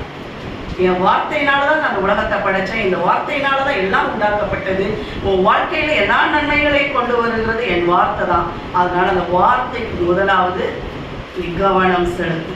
அதனாலதான் எல்லாரும் மடிஞ்சு போயிட்டாங்க. ஆண்டவர் எல்லாரும் மடியிற வரைக்குமே அந்த 40 வருஷம் ஆண்டவர் என்ன பண்றாரு, கனான் தேசத்துக்குள்ள வாங்க வாங்க வாங்கன்னு யாரு போராடுறா? ஆண்டவர் தான் போராடுறாரு. ஆனா அவங்க என்ன பண்றாங்க, போய் எப்படி பார்த்துட்டு வராங்க, அவங்க பார்வையும் எப்படி இருக்குது. அங்க ஆண்டவர் வந்து அந்த ராட்சதர்களை பார்க்கவே சொல்லலை. ஆண்டவர் சொன்னது பாலும் தேனும் ஓடுகிற காரியம் தான். ஆனா இவங்களுடைய காரியம் எப்படி ஆயிடுச்சு, அங்க போனோன்னு ராட்சதை பார்த்துட்டு அதில் ஒரு வெட்டிக்கிளி மாதிரி நாங்கள் இருக்கோம், அவன் பார்வைக்கும் இருக்கோம், எங்க பார்வைக்கும் இருக்கிறோம் அப்படி சொன்னா, ஜோஷுவாவும் காலேபும் எப்படி பார்த்தாங்க, நம்ம அவங்களை ஈஸியா பிடிச்சிடலாம். அவங்க இருதயம் கரைஞ்சு போயிடுச்சு, நம்மளை குறிச்சு அவங்க பயப்படுறாங்க, நம்ம போய் உடனே என்ன பண்ணிடலாம், சுதந்திரிச்சிடலாம். அல்லேலூயா. ஏன்னா இந்த வார்த்தையை காத்து வைத்தது. ஏன்னா அந்த வார்த்தையை கொடுத்தவர் யாருன்னு அவங்களுக்கு தெரியும். அல்லேலூயா. அவர் வாக்கு கொடுத்தவர் உண்மை உள்ளவர் என்பதை அவர்கள் அறிந்திருந்தபடியினால அவங்க என்ன பண்ணாங்க, போய் உடனே சுதந்திரித்து கொள்ளலாம். அல்லேலூயா. நம்முடைய இருதயம் தான் கர்த்தருடைய வார்த்தையினால காக்கப்பட போது என்ன பிரச்சனைகள் சூழ்நிலைகள் எல்லாம் தலைகீழா இருக்கட்டும், இதுவா இருக்கட்டும், ஆனா அவர் சொன்ன வார்த்தையின்படிதான் நடக்கும். போன வாரம் என்னது ஏசாயா 35வது அதிகாரத்தை நம்ம பார்ப்போம் இல்லையா? வனாந்திரம் செழிக்கும், கடுவெளி புஷ்பத்தை போல பூக்கும், சாரோனின் மகிமை, லெபனோனின் அழகு, கர்மேலின் அலங்காரங்கள் எல்லாம் தோன்றும். ஆண்டவர் இது எத்தனையோ ஆண்டுக்கு முன்னாடி எனக்கு கொடுத்தார். ஆனா அந்த சூழ்நிலை எப்படி இருந்துச்சுன்னா, ஒரே வறட்சி, கடுமை. அந்த முதல் வசனத்துல சொன்ன எல்லாமே நடக்குது. அது அப்படியே தத்ரூபமா பார்த்துட்டு இருக்கேன், தத்ரூபமா நடந்துட்டு இருக்கு. ஆனா செகண்ட் வசனத்தை எடுத்துக்கிற அளவுக்கு அந்த இடத்துல எந்த சூழ்நிலையும் இல்லை. ஆனா என் இருதயம் அதை நம்புது. என்னதான் இருந்தாலும் ஆனா அடுத்து உள்ள வசனப்படி என் வாழ்க்கை நடக்கும். நான் சூழ்நிலைகளை போறேன், ஆனா அவர் சொன்னபடி எனக்கு நடக்கும். எனக்கு அலங்காரம் உண்டாகும், எனக்கு அழகு உண்டாகும். உண்மையிலே இருதயம் அந்த காலத்துல நான் எத்தனையோ வருஷம் அதை படிச்சேன். டெய்லி அந்த வார்த்தைகளை நான் அறிக்கை செஞ்சுட்டே தான் இருந்தேன். ஆனா அவருடைய வசனத்தின்படி தான் நடந்துச்சு என் வாழ்க்கை. வறண்ட நிலங்கள் மாறினது, வனாந்திரங்கள் கடுவெளியாய் செலுத்தது. ஏன்னா வசனம் பொய் கிடையாது. வசனத்தை சொல்லுகிறவர் பொய் சொல்ல தெரியாதவர். அல்லேலூயா. அவர் உண்மையுள்ள தேவன். தன் வார்த்தையை உடன்படிக்கையை காக்க உண்மையுள்ள தேவன். அவர் 1000 தலைமுறைக்கு உண்மையுள்ளவராக இருக்கிறார். ஆனா அந்த வாக்கு கொடுத்தது ஆபிரகாமுக்கு தான். 200 வருஷம் கழிச்சுதான் இந்த கூட்டம் வெளியே வருது. ஆனா ஆபிரகாமோடு பண்ணிட உடன்படிக்கையை நினைத்தருளினார். அந்த ஜனம் குமுற பெருமூச்சல் சத்தத்தை நான் கேட்டு வரவே வந்துட்டேன். அவ்வளவுதான், நீங்க எல்லாம் புறப்படுங்க, வாங்க, உங்களுக்கு நல்ல தேசத்தை கொடுக்குறேன், உங்களுக்கு பாலும் தேனும். ஏன்னா இதுவரை அவங்க பார்க்கல, அடிமையாவே வாழ்ந்தாங்க, மற்றவங்களுக்கே ஊழியம் செஞ்சுட்டு இருக்கிறாங்க, தங்களோட உடல் சரீர உழைப்பை கொடுக்குறாங்க, மென்டலி அவன் ப்ரெஷர் கொடுக்குறான். ஏன்னா அவங்கள முன்னேறவே கூடாதுட்டு அவ்வளோ ப்ரெஷர் கொடுத்துட்டு இருக்கிறான். ஆண்டவர் அதை பார்த்துட்டே இருந்துட்டு, என் பிள்ளை போய் இனிமேல் என்ன பண்ணக்கூடாது, ஒரு வேலையும் செய்யக்கூடாது, அது ஜாலியா போய் நல்லா புசிக்கணும், கட்டாத வீட்டில் போய் குடியிருக்கணும், நடாத தோட்டத்தில் போய் அதை என்ஜாய் பண்ணணும், தோண்டாத துறவுகளில் போய் அது வாழணும் அப்படின்ட்டு ஒரு குரூப்பை அந்த யாரு எதுக்காண்டி அவங்களெல்லாம் உண்டாக்குனாரு, அந்த ராட்சதர்கள் எல்லாம் ஏன்னா நல்ல பெரிய பாடி பில்டர்ஸாக இருக்காங்க. சரி, நம்ம இந்த பெரிய மலையை உடஞ்சி கிடஞ்சி என் பிள்ளைங்கள்லாம் கிளம்பி வராங்க, நீங்கள் எல்லாம் என்ன பண்ணுங்க, ரெடி பண்ணுங்கன்ட்டு. ஆனால் ஆண்டவர் வேலைக்காரங்களாக வச்சுருக்காங்க. இவங்க போய் எப்படி பார்க்குறாங்க? நாங்கள் வெட்டிக்கிளியாக இருக்கிறோம். ரொம்ப முக்கியம் இல்லையா? அதான் அடுத்த பார்வை ரொம்ப முக்கியம். நம்ம கேட்குறது ரொம்ப முக்கியம், பார்க்குறது ரொம்ப முக்கியம். ஹல்லேலூயா. அதனால் ஃபஸ்ட்டு நம்ம இருதயம் கர்த்தருடைய வார்த்தையினால காக்க கடவுள். ஹல்லேலூயா. உங்களுடைய இருதயத்தை கர்த்தருடைய வார்த்தையினால் அப்படியே காத்து கொள்ளுங்க. எது வந்தாலும் இருதயத்துக்குள்ள வசனத்தை என்ன பண்ணுங்க, அனுப்பி அனுப்பி அனுப்பி அனுப்பி உள்ளுக்குள்ள இதை இங்க பொக்கிஷம் சேருங்க. ஆண்டவர் என்ன சொல்றாரு?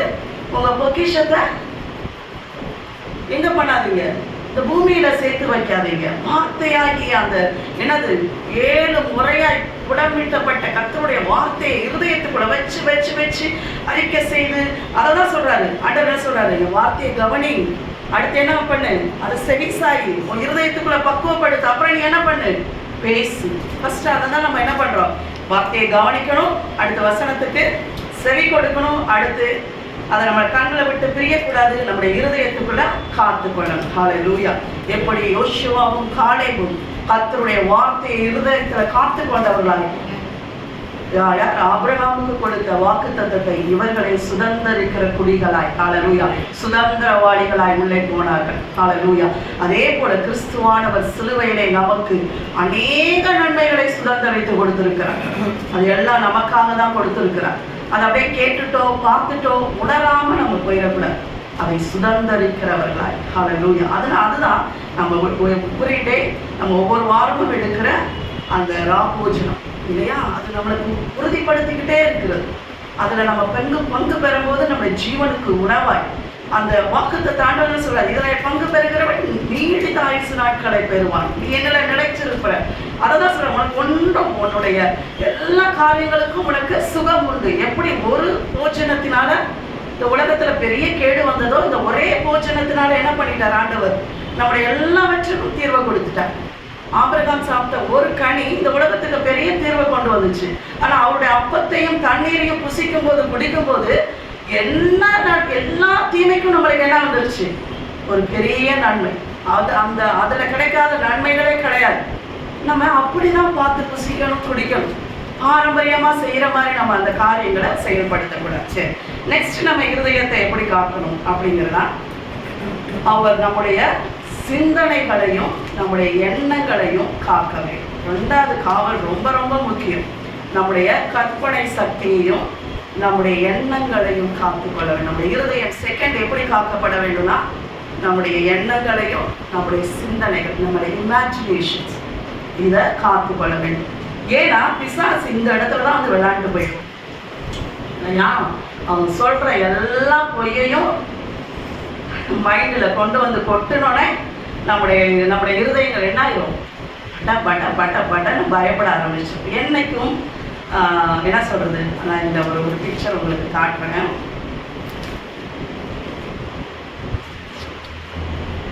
நம்முடைய இருதயங்கள் எப்படி இருக்கணும்னா, இந்த கோட்டை சுவர் போல இருக்கணும். உங்களுக்கு பார்த்தா தெரியுதா, இது எப்படி இருக்கு, ஒரு பெரிய கோட்டை, அது ஃபுல்லா பெரிய நம்ம பார்த்துருக்குறோம் இல்லையா, பெரிய காம்பவுண்ட் வால் போட்டு காக்கப்பட்டிருக்குது. இந்த காக்கப்பட்டிருக்கிற இந்த வீட்டு இந்த கோட்டைக்குள்ள இருக்கிறவங்க சாப்பிட்டுட்டு இருக்காங்க, அவங்க வேலையை செஞ்சுட்டு இருக்காங்கன்னு வச்சுக்கோங்க. இந்த வெளியே ஒரு கல்லை விட்டு எறிகிறான், அல்லது ஒரு பெரிய அம்பை விட்டு எறிகிறான், அல்லது ஏதோ பாதிப்பை உண்டு பண்றான். இவங்களுக்கு ஏதாவது பாதிப்பு உண்டாகுமா? ஒரு பாதிப்பு உண்டாகுது. என்ன நடக்குதுன்னே தெரியாது இல்லையா, வெளியே என்ன நடக்குதுன்னே தெரியாது. ஏன்னா அவங்க சேஃபான இடத்துல இருக்காங்க, பாதுகாக்கப்பட்ட ஒரு அரணுக்குள்ள அவங்க இருக்கிறாங்க. இந்த கோட்டை சுவருங்கிறது என்னது, ஒரு அரண், ஒரு பாதுகாப்பான அரணுக்குள்ள இருக்கிறதுனால என்ன வெளியே பிரச்சனை நடந்தாலும் அவங்களுக்கு என்னது கிடையாது, பாதிப்பே கிடையாது. அதே போலதான் நம்முடைய அரண் பாதுகாக்கப்பட்ட அரணா இருக்கணும். நம்முடைய சிந்தனை என்கிற கோட்டையை நம்ம சரியா பாதுகாக்கப்படலைன்னா, அதுக்கு அடுத்த ஒரு பிக்சர் உங்களுக்கு காட்டுறேன். ஒரு நெக்ஸ்ட் வந்து நம்ம வந்து இது மாதிரி செஞ்சு எடுத்துட்டோம்னா, இந்த காம்பவுண்ட் வால் மாதிரி இருக்கிற இந்த ஓட்டைகள், இதுதான் பொய்யினால உண்டாகிற ஓட்டைகள். இப்படி விழும்போது தான் சத்துருவானவன் இதுக்குள்ள என்ன பண்ணிடுறான், புகுந்து வந்துடுறான். அது பாதுகாக்கப்பட்ட அரணாய். அதாவது நம்ம பார்க்க போறோம், நம்ம சிந்தனையை எப்படி பாதுகாக்கணும்னு ஆண்டவர் சொல்றார். 2 கொரிந்தியர் 10வது அதிகாரம் 5வது வசனத்தை எடுத்துக்கலாம். அவைகளால் நாங்கள் தர்க்கங்களையும் ஆமென் தேவனை அறிகிற அறிவுக்கு ஹல்லேலூயா விரோதமாய் எழும்புகிற எல்லா மேட்டிமையையும் நிர்மூலமாக்கி எந்த எண்ணத்தையும் கிறிஸ்துவுக்கு கீழ்ப்படிய சிறைப்படுத்துகிறவர்களாய் இருக்கிறோம். ஆமென். ஃபர்ஸ்ட் அடுத்த முதல் வசனத்தை நம்ம வாசிக்கலாம். எங்களுடைய போராயுதங்கள், அது முதல் வசனம் தான். எங்களுடைய போராயுதங்கள் மாம்சத்துக்கு ஏற்றவைகளாய் இராமல் ஆமென். அரண்களை நிர்மூலமாக்குகிறதற்கு தேவ பலமுள்ளவைகளாய் இருக்கிறது. ஆமென். நம்முடைய போராயுதங்கள் எப்படி இருக்குன்னா, அரண்களை நிர்மூலமாக்குகிற தேவ பலன் கொப்பான நாங்க போராயுதமாய் இருக்கிறது. அப்போ நம்முடைய இருதயத்தை, இந்த அரணை நம்ம எப்படி காத்துக்கொள்ள வேணுமா? நம்முடைய பொய்களை நம்பாதபடி, நம்முடைய கற்பனைக்குள்ள. இப்போ அவன் ஒரு சின்ன காரியத்தை தான் நம்மளை நம்ப வைப்பான். ஒன்றும் பெரிய காரியம்லாம் நம்மளை சொல்லவே மாட்டான் இல்லையா? அவனுடைய தந்திரங்கள் நீங்கள் அறியாதவைகள் அல்லவே. அவன் ஒரு பெரிய பெரிய காரியத்தை நம்மளை செஞ்சு அப்படியெல்லாம் நம்மளை வாழ்க்கையை அவன் என்ன பண்ணிட முடியாது, ஒன்றும் பண்ணிட முடியாது. சின்ன சின்ன காரியங்கள் தான். ஆனால் நம்ம பார்க்குற விதத்தில் அது என்ன ஆயிடும், பெருசாகிடும். அதில் தான் நம்ம என்ன பண்ணிடுவோம், விழுந்துருவோம். இதை எப்படி பார்க்கலான்னா, சவுல், கோலியாத், தாவீது இவங்க பார்த்த பார்வையின் மூலம் நம்ம அதை தெரிஞ்சுக்கலாம் இல்லையா? சவுலும் அதை பார்க்குறான். 40 நாள் கோலியாத் என்ன பண்ணுறான், இரவும் பகலும் என்ன பண்ணுறான், சவால் கொடுக்குறான். தாவீது அந்த இடத்துக்கு வரான். வரும்போது அவனுடைய இருதயம் எப்படி இருக்கிறது, அவன் உடன்படிக்கையை நினைத்தவனாய் இருக்கிறான், தேவனோடு ஒரு தொடர்புள்ளவனாய் இருக்கிறான். அவன் வாழ்க்கையில அந்த இஸ்ரவேல் ஜனங்களை எப்படி நடத்திட்டு வந்தாங்க அப்படிங்கிற அந்த ஹிஸ்டரியை, அந்த வரலாறு அறிஞ்சவனா இருக்கிறான். அப்போ அவன் சவுலை பார்க்கும்போது என்ன பண்றான், ஒன்றும் கிடையாது, இவனை என்ன பண்ணிடலாம், ஒரு நிமிஷத்துல சாவடிக்கலாம் அப்படின்னு நினைக்கிறான். ஆனா இவங்க என்ன பண்றாங்க, டெய்லி அவன் கையை பார்க்கறது, காலை பார்க்கறது, அவன் பேச்சை கேட்கறது. இந்த அவருடைய இருதயங்கள் பாதுகாக்கப்படாததுனால, அவருடைய இருதயங்கள் கர்த்தருடைய வார்த்தையினால, அவருடைய அற்புதங்கள், அடையாளங்கள், நன்மைகள் என்கிற அந்த மேன்மைகள் அவர்கள் காணாம, அவங்க இருதயம் பாதுகாக்கப்படாததுனால என்ன பண்ணுது, காலெல்லாம் டிகிரி டிகிரி டிகிரி நடுங்குது. அவங்களால என்ன பண்ண முடியல, செயல்பட முடியல. நம்முடைய இருதயம், நம்முடைய சிந்தனையானது ஒவ்வொரு காரியத்திலும் பாதுகாக்கப்படும். ஒவ்வொரு காரியத்திலும் அவன் போடுகிற சின்ன சின்ன காரியங்களையும் அந்த சென்சிட்டிவாக இருக்கணும். அது எப்படி நம்ம சென்சிட்டிவாக இருக்கணும், முதல்ல வார்த்தையை நீங்கள் ஃபஸ்ட்டு ப்ராக்டிஸ் பண்ணியிருந்தாதான், வார்த்தையானது உங்களோட என்ன பேசி இருக்கிறது என்கிறதுல நீங்கள் ட்ரெயினாக இருந்தால் தான் பிசாசு சொல்கிறது பொய்யினே தெரியும் இல்லையா? சத்தியத்தை நீங்கள் அறிஞ்சிருந்தீங்கன்னா தான் என்ன பண்ண முடியும், பொய் என்னன்னே தெரியும். பொய்யே நீங்கள் சத்தியமாக அறிஞ்சிட்டு இருந்தீங்கன்னா என்ன பண்ண முடியாது. நம்மளை மாதிரி பரிதபிக்கப்பட்டவர்கள் கிடையவே கிடையாது. அதனால அவன் சொல்லுகிற பொய்கள், இந்த அரண்களை முதல்ல உடைக்கணும். அவன் நம்ம வாழ்க்கையில இந்த அரண்னை தான் கோட்டை மாதிரி கட்டி வச்சிருக்கான். நான் என் லைஃப்ல இதை ரொம்ப வருத்தப்பட்ட ஒரு காரியம் இதுதான். முக்கியமா நம்ம கிறிஸ்துவ பிள்ளைங்க தான். இவன் ஹிந்துஸ்ல ஜோம் பண்ண வரவங்க கூட, நான் இந்த மாதிரி அவங்க நம்பிக்கையா இல்லை, கிறிஸ்தவங்கள்ல இருந்து வர, அதுவும் ஈவன் பார்ன் கிறிஸ்டியன்ஸு அல்லது நல்லா கிறிஸ்தவ குடும்பத்திலே இருந்து வந்தவங்களை நான் பார்த்துருக்கேன். அவங்க சில நேரம் ப்ரேயர்ஸ்க்கு வரும்போது நான் பார்த்துருக்கேன். அப்போ அவங்க பிரச்சனைகள் அப்படி சொல்லி, இல்லை இது ஒன்றுமே கிடையாதுமா பிரச்சனை, இது உன் மண்டையில் இருக்கிற பிரச்சனை தான், நீ சிந்திக்கிற பிரச்சனை தான், இது ஒரு பெரிய பிரச்சனையே கிடையாது, நீ ஆண்டவர்கிட்ட ஒப்பு கொடு, இந்த காரியத்தில் ஆண்டவர் சீக்கிரமாக உனக்கு சரி பண்ணிடுவார், இது பிரச்சனையே இல்லைன்னு சொல்லுவேன். ஆனால் அவங்கள நம்பவே முடியாது. அவங்க சொல்லுவாங்க, அக்கா நான் ஒருத்தவங்கிட்ட ப்ரேயர் போனாக்கா, அவங்க என்கிட்ட பிளீஸ் ஒன்று இருக்குன்னு சொன்னாங்கக்கா, இவங்க தான் வச்சான். அவங்க நம்பிக்கையெல்லாம் எனக்கு அது ரொம்ப ஷாக்காக இருக்கும். ஏன்னா பொய்யை நம்ம கற்றுக் கொடுத்துட்டாங்க. ஆண்டவர் சொல்றா, உனக்கு விரோதமாய் மந்திரவாதம் இல்லை, உனக்கு விரோதமாக குறிசொடுதலும் இல்லை, உனக்கு எதிராக எழுவும் எந்த ஆயுதமும் வாய்க்காது, அப்படி வந்தாலும் நீ தான் நொறுக்குவ, அது உன் வாழ்க்கையில எந்த விதத்திலையும் பாதிக்காதுன்னு ஆண்டவர் நம்மளுக்கு வாக்கு கொடுத்துருக்கிறாரு. இந்த வார்த்தையினால் அவங்க காக்கப்படாதனால அவங்க இருதயம் இந்த பிள்ளை சூரியத்தை ரொம்ப எனக்கு அது கேட்கும்போது கோபமாக தான் வரும். அவங்க என்ன நினச்சிக்குவாங்கன்னா, நான் வர இல்லாத ஊழியக்கார மாதிரி நினச்சிக்குவாங்க. அவங்க நினைக்கிறத பற்றி பிரச்சனை இல்லை. மீன்ஸ் நான் அவங்கள அப்படி தான் பார்ப்பேன். அப்படி தான் அது மேலே அவங்களுக்கு அவ்வளோ ஒரு நம்பிக்கை.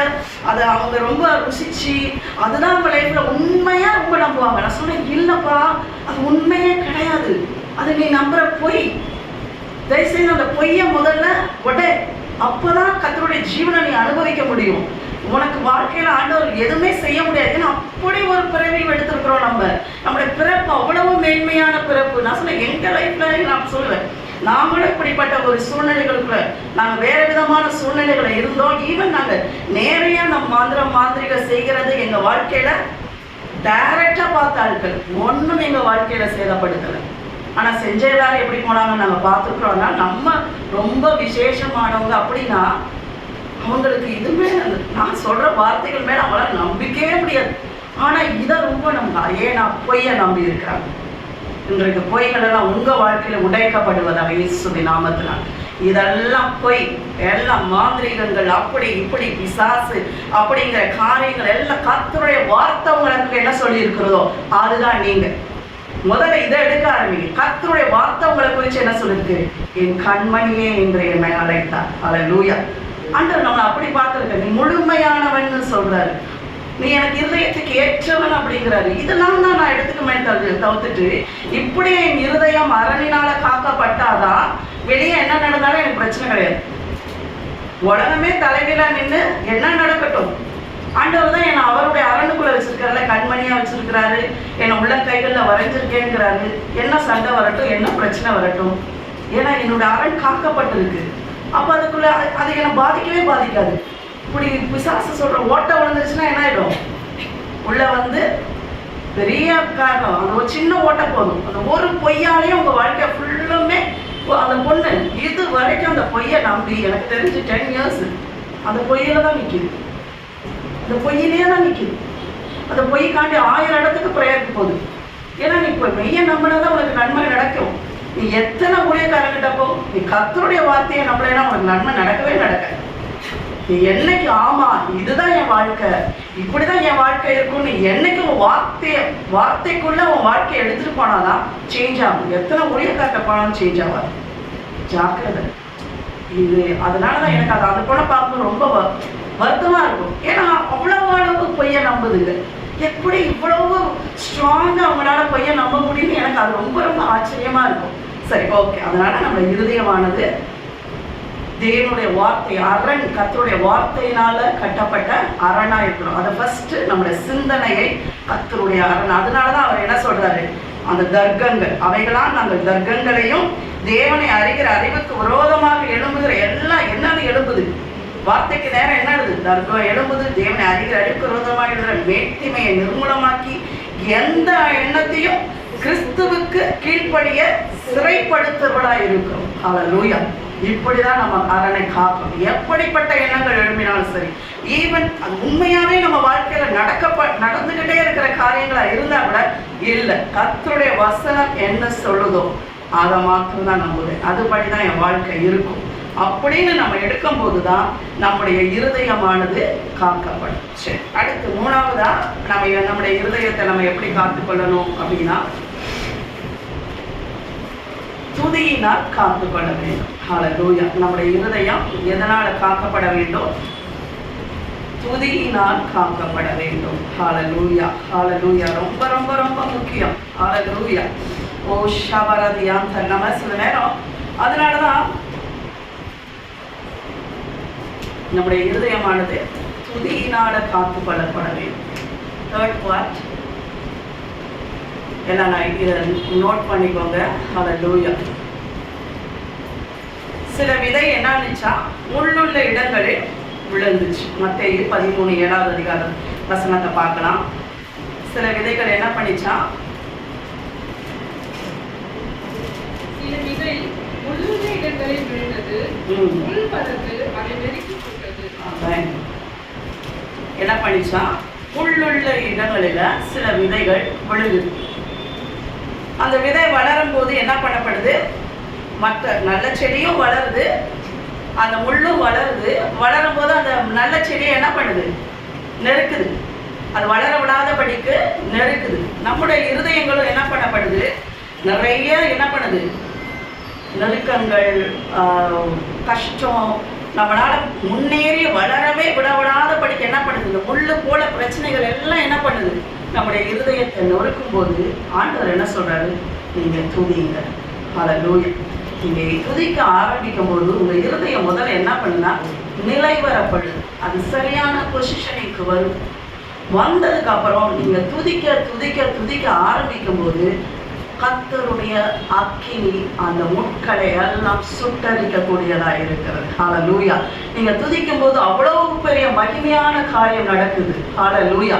நம்ம துதிக்க ஆரம்பிச்ச உடனே என்ன, சிங்காசனத்திலிருந்து தேவனுடைய அக்கினி, நம்முடைய துதிகள் தேவனுடைய அக்கினியை, ஹல்லேலூயா, பலிபீடத்தின் அக்கினியை நம்மளை நெருக்குகிற சுட்டரிக்கிற என்னென்ன காரியங்களை நம்ம வாழ்க்கையில செயல்படணும்னு சத்துரு நம்ம இருதயத்தை போட்டு நொறுக்கிறான முள்ளு வேலியோ அல்லது நெருக்கமோ என்ன காரியங்களை கொண்டு வரும்போதும் கர்த்தருடைய துதியானது, நம்மளுக்குள்ள எழும்புகிற துதியானது அந்த தேவனுடைய அக்கினியினால சுட்டரிக்கப்படும். அவருடைய அக்கினிக்கு முன்பாக நிற்பவன் யார்? ஹல்லேலூயா. அக்கினிக்கு முன்ன ஒன்னும் நிற்க முடியாது. எதுவா இருந்தாலும், அது இரும்பு சங்கிலி மாதிரி நம்மளை இறுக்கி கட்டி வைத்திருந்தாலும் அக்கினி உருக்கி போட்டும், முள்ளுகள் எல்லாம் தெறிக்கொண்டு போயிடும். ஹல்லேலூயா. அதனாலதான் எப்பயுமே அந்த பழைய காலத்துல ஆண்டவர் அந்த ஒரு முறையை வச்சிருந்தார் இல்லையா? யோசபாத் என்ன பண்றான்? போருக்கு போறான். அந்த போருக்கு போகும்போது அவன் என்ன பண்றான்? ஃபர்ஸ்ட் துதிக்கிற அந்த ஆராதனை வீரர்களை கொண்டு போய் நிறுத்தி போருக்கு ஆரம்பிக்கும் போது இங்க துதிக்கிறாங்க, எதிரிகள் தங்களுக்குள் வெட்டொண்டு மடிந்து போனார்கள். ஹல்லேலூயா. துதி மகிமையான காரியத்தை கொடுக்கிறது. நம்முடைய இருதயமானது எப்பொழுதும் தேவனை துதித்து கொண்டே இருக்கணும்.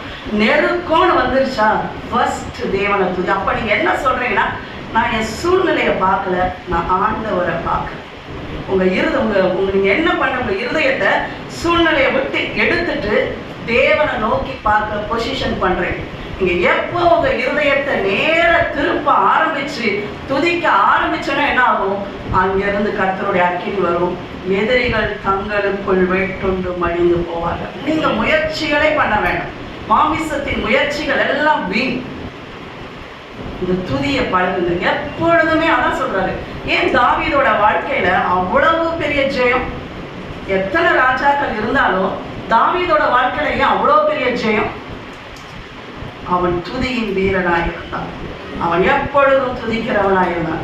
கர்த்தரை நான் எக்காலத்திலும் சோத்தரிப்பேன், அவர் துதி எப்பொழுதும் என் வாயில் இருக்கும். ஹல்லேலூயா. அதான் சீக்ரெட்.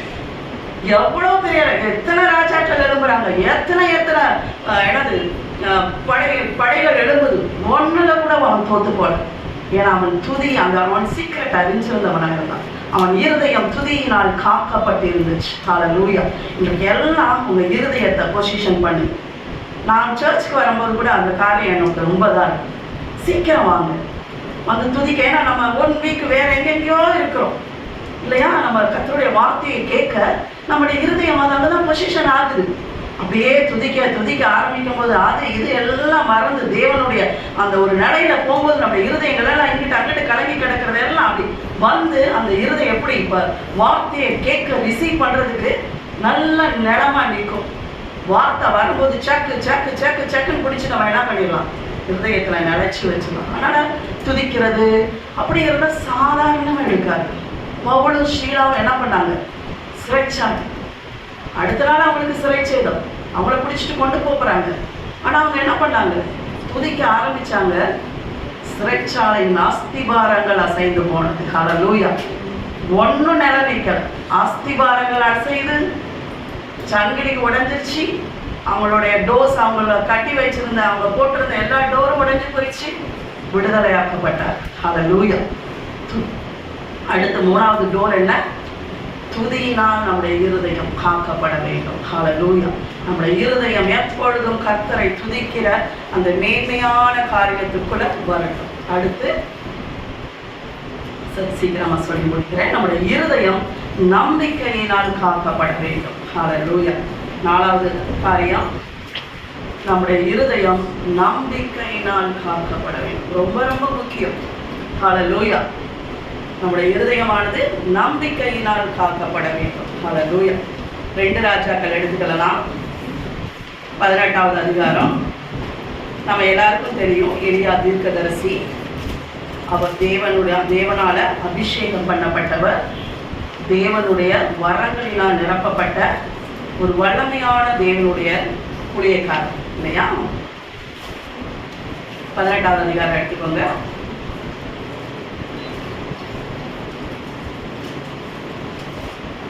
அவர் என்ன பண்றாரு? இஸ்ரவேல் தேசமே, இதை ஒரு ஸ்டோரியாவே உங்களுக்கு சொல்றேன், எல்லாம் கவனமா கேளுங்க. சின்ன பிள்ளைங்களுக்கு கேளுங்க, இது ஒரு கதையாவே உங்களுக்கு சொல்றேன். இஸ்ரவேல் தேசம் என்ன ஆகுது? கர்த்தருடைய வார்த்தையை விட்டு, கர்த்தருடைய நம்பிக்கைகளை விட்டு பாகாலுக்கு பின்னாடி போய்கொண்டு இருக்கிற ஒரு நிலைமை. அப்போ ஆகாப் வந்து ராஜாவா இருக்கிறான், யெசபேல் வந்து அவனோட மனைவியா இருக்கிறான். அந்த டைம்ல எப்படி நடக்குதுன்னா, இருதயங்கள் எல்லாம் தேவனை விட்டு விலகி போயிட்டு இருக்கு. வெளியாக்காம ஒரு பெரிய என்னது ஒரு வைராகியம் எழும்புது. அவன் சொல்றான், பாகால் தீர்க்கதரிசிகளை கர்மேல் பர்வதத்துக்கு வர சொல்லுங்க, நம்ம யாரு அக்கினியினால பதில் கொடுக்கிறவன் தான் தெய்வம் அப்படிங்கிறத தெரிஞ்சுக்கலாம். அப்படிங்கிற போது என்ன பண்றாங்க? வராங்க. வரும்போது எலியா என்ன பண்றாரு? கர்த்தரே தேவன், கர்த்தர். அந்த வசனம் மட்டும் வாசிக்கலாம். 19வது அதிகாரம் 1லிருந்து 3வது வசனம். ராஜாவாகிய எசேக்கியா அதை கேட்டபோது தன் வஸ்திரங்களை பிடித்து ரட்டு உடுத்திக் கொண்டு கர்த்தருடைய ஆலயத்தில் பிரவேசித்து அரண்மனை விசாரிப்புக்காரனாக 2 ராஜாக்கள் 18:40 வாசி. 18வது அதிகாரம் எடுத்துக்கோங்க. ஃபர்ஸ்ட் ஸ்டார்டிங்ல இருந்து பார்த்து அப்படி போகலாம். 1 ராஜாக்களா?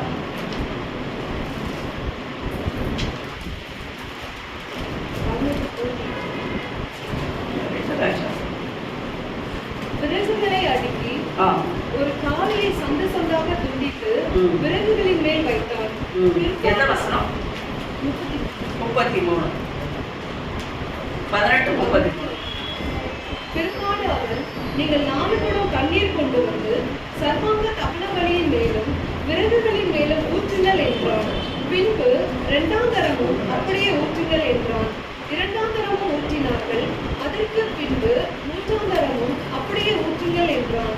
3ஆம் தரமும் ஊற்றினார்கள். அப்பொழுது தண்ணீர் பலிபீடத்தை சுற்றிலும் ஓடினது. வாய்க்காலையும் தண்ணீரால் நிரப்பினார்.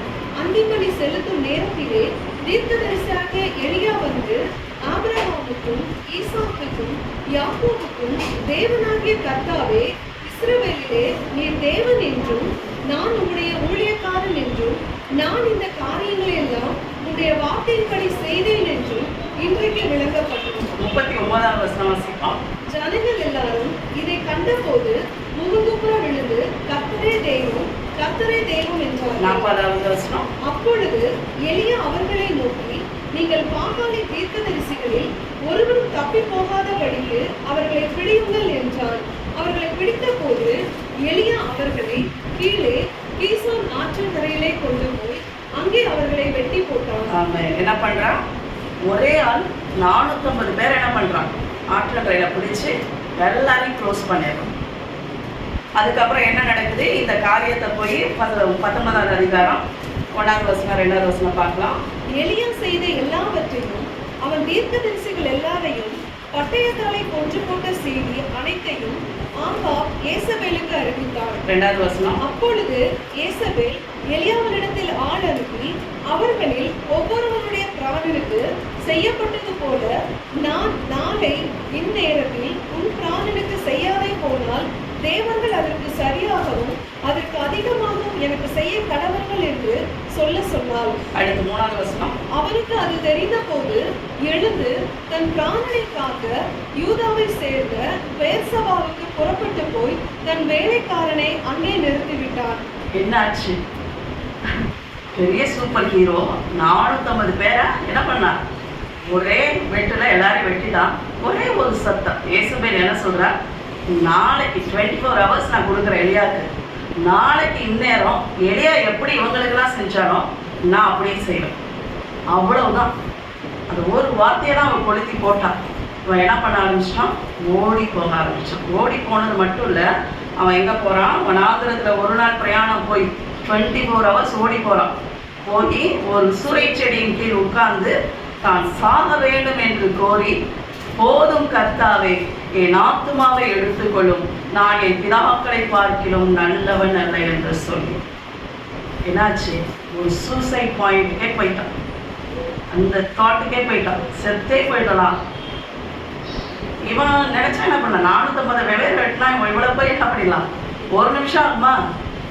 ஆனா அவன் இருதயம் அந்த நம்பிக்கையினால் காக்கப்படாததுனால ஒரு வார்த்தை தான், ஒரு வார்த்தை என்ன ஆயிடுச்சு, அவன் இருதயத்தையே கலக்கிடுச்சு.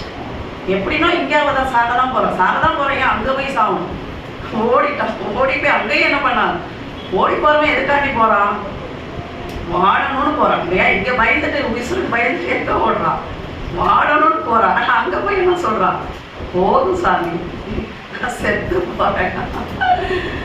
நம்ம வாழ்க்கை நிறைய நேரம் இதெல்லாம் நான் மாட்டின ஒரு ஆள் தான். நம்ம எல்லாருமே இந்த பகுதிகளில் மாட்டின ஒரு ஆட்கள் தான். என்ன ஆக, நம்முடைய இருதயமானது காக்கப்படவில்லை என்றால் ஒரு வார்த்தை போதும் நம்மை மரணத்துக்கு எதுவாய் கொண்டு போயிடும். ரொம்ப ஜாக்கிரதை. ஒரு சூழ்நிலை போதும், 450 காரியம் நம்ம இருதயத்தெல்லாம் கலக்க வேணாம். ஒரே ஒரு வார்த்தை தான், ஏசபேலோட ஒரே ஒரு வார்த்தை தான். எப்படிப்பட்டவன், சாதாரண ஆள் கிடையாது, அபிஷேகம் பெற்றவன், வரங்களால் நிரப்ப, ஒண்டி வா அப்படின்னு சொல்லி சவால் விடுகிற ஒரு எலியா தீர்க்கதரிசி, பெரிய மகிமையான காரியங்களை செய்கிறவர்.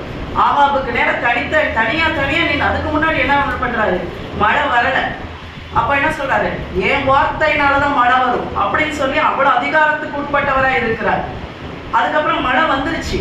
வந்ததுக்கு அப்புறம் என்ன பண்றான், ஆகாபாணி ரதத்தை கூட்டிட்டு ஓடு அப்படிங்கிறான். ஆனா இவர் என்ன பண்றாரு, காலாலே ஓடுறார். அவன் ரதத்துல ஓடுறான், எலியா காலாலே ஓடி அந்த ரதத்தை முந்துறான். அந்த அளவு வீரன், பெரிய எல்லா காரியங்களும் செய்யக்கூடிய ஆளுதான். அதுதான் ஜாக்கிரதை. ஒரு வார்த்தை என்ன ஆயிடுச்சு, ஒரு சூழ்நிலை அவனை சாகக்கூடிய, அவனை என்ன பண்றது, அவனை அந்த இடத்துக்கு கொண்டு போயிடுச்சு. ஏன்னா அவன் இருதயம் அந்த இடத்துல காக்கப்படாத படி போயிடுச்சு. நம்பிக்கையில், ஏன்னா எப்பயுமே நம்பிக்கையை நம்ம வாழ்க்கையை விட்டு எடுத்துட்டா நம்ம வாழ்க்கையில சந்தோஷம் போயிடும். சந்தோஷம் நம்ம வாழ்க்கையில விட்டு போயிடுச்சுன்னா பலன் நம்மளை விட்டு போயிடும். அதனால அவன் ஃபர்ஸ்ட் என்ன பண்ணுவான், இந்த நம்பிக்கை. அதுதான் நம்பிக்கைக்குரிய வார்த்தைகளை தான் பிசாசு எடுக்க பார்க்கும். அவன் நம்மளையெல்லாம் அடிக்கணுங்கிறதுலாம் அவனுக்கு பெரிய காரியம் இல்லை. உன்னை வாழ வைக்க போதுல, உனக்கு ஒரு நம்பிக்கையை கொடுக்க போதுல வாழ்க்கையில, அந்த வார்த்தையை எடுத்துற. நீ சும்மா வெறும் வெத்து வேட்டா உன் வாழ்க்கை அப்படியே ஓடி அழிஞ்சுக்கும். அதனாலதான் ஃபர்ஸ்ட் நம்ம வாழ்க்கையில அந்த நம்பிக்கையை எடுப்போம். இந்த நம்பிக்கையை எடுத்தோன்னே என்ன ஆகும், நம்மளோட சந்தோஷம் போயிடும். நம்மளோட சந்தோஷம் போனோடனே பலன் போயிடும், ஈஸியாக காரியத்தை முடிச்சிடும்.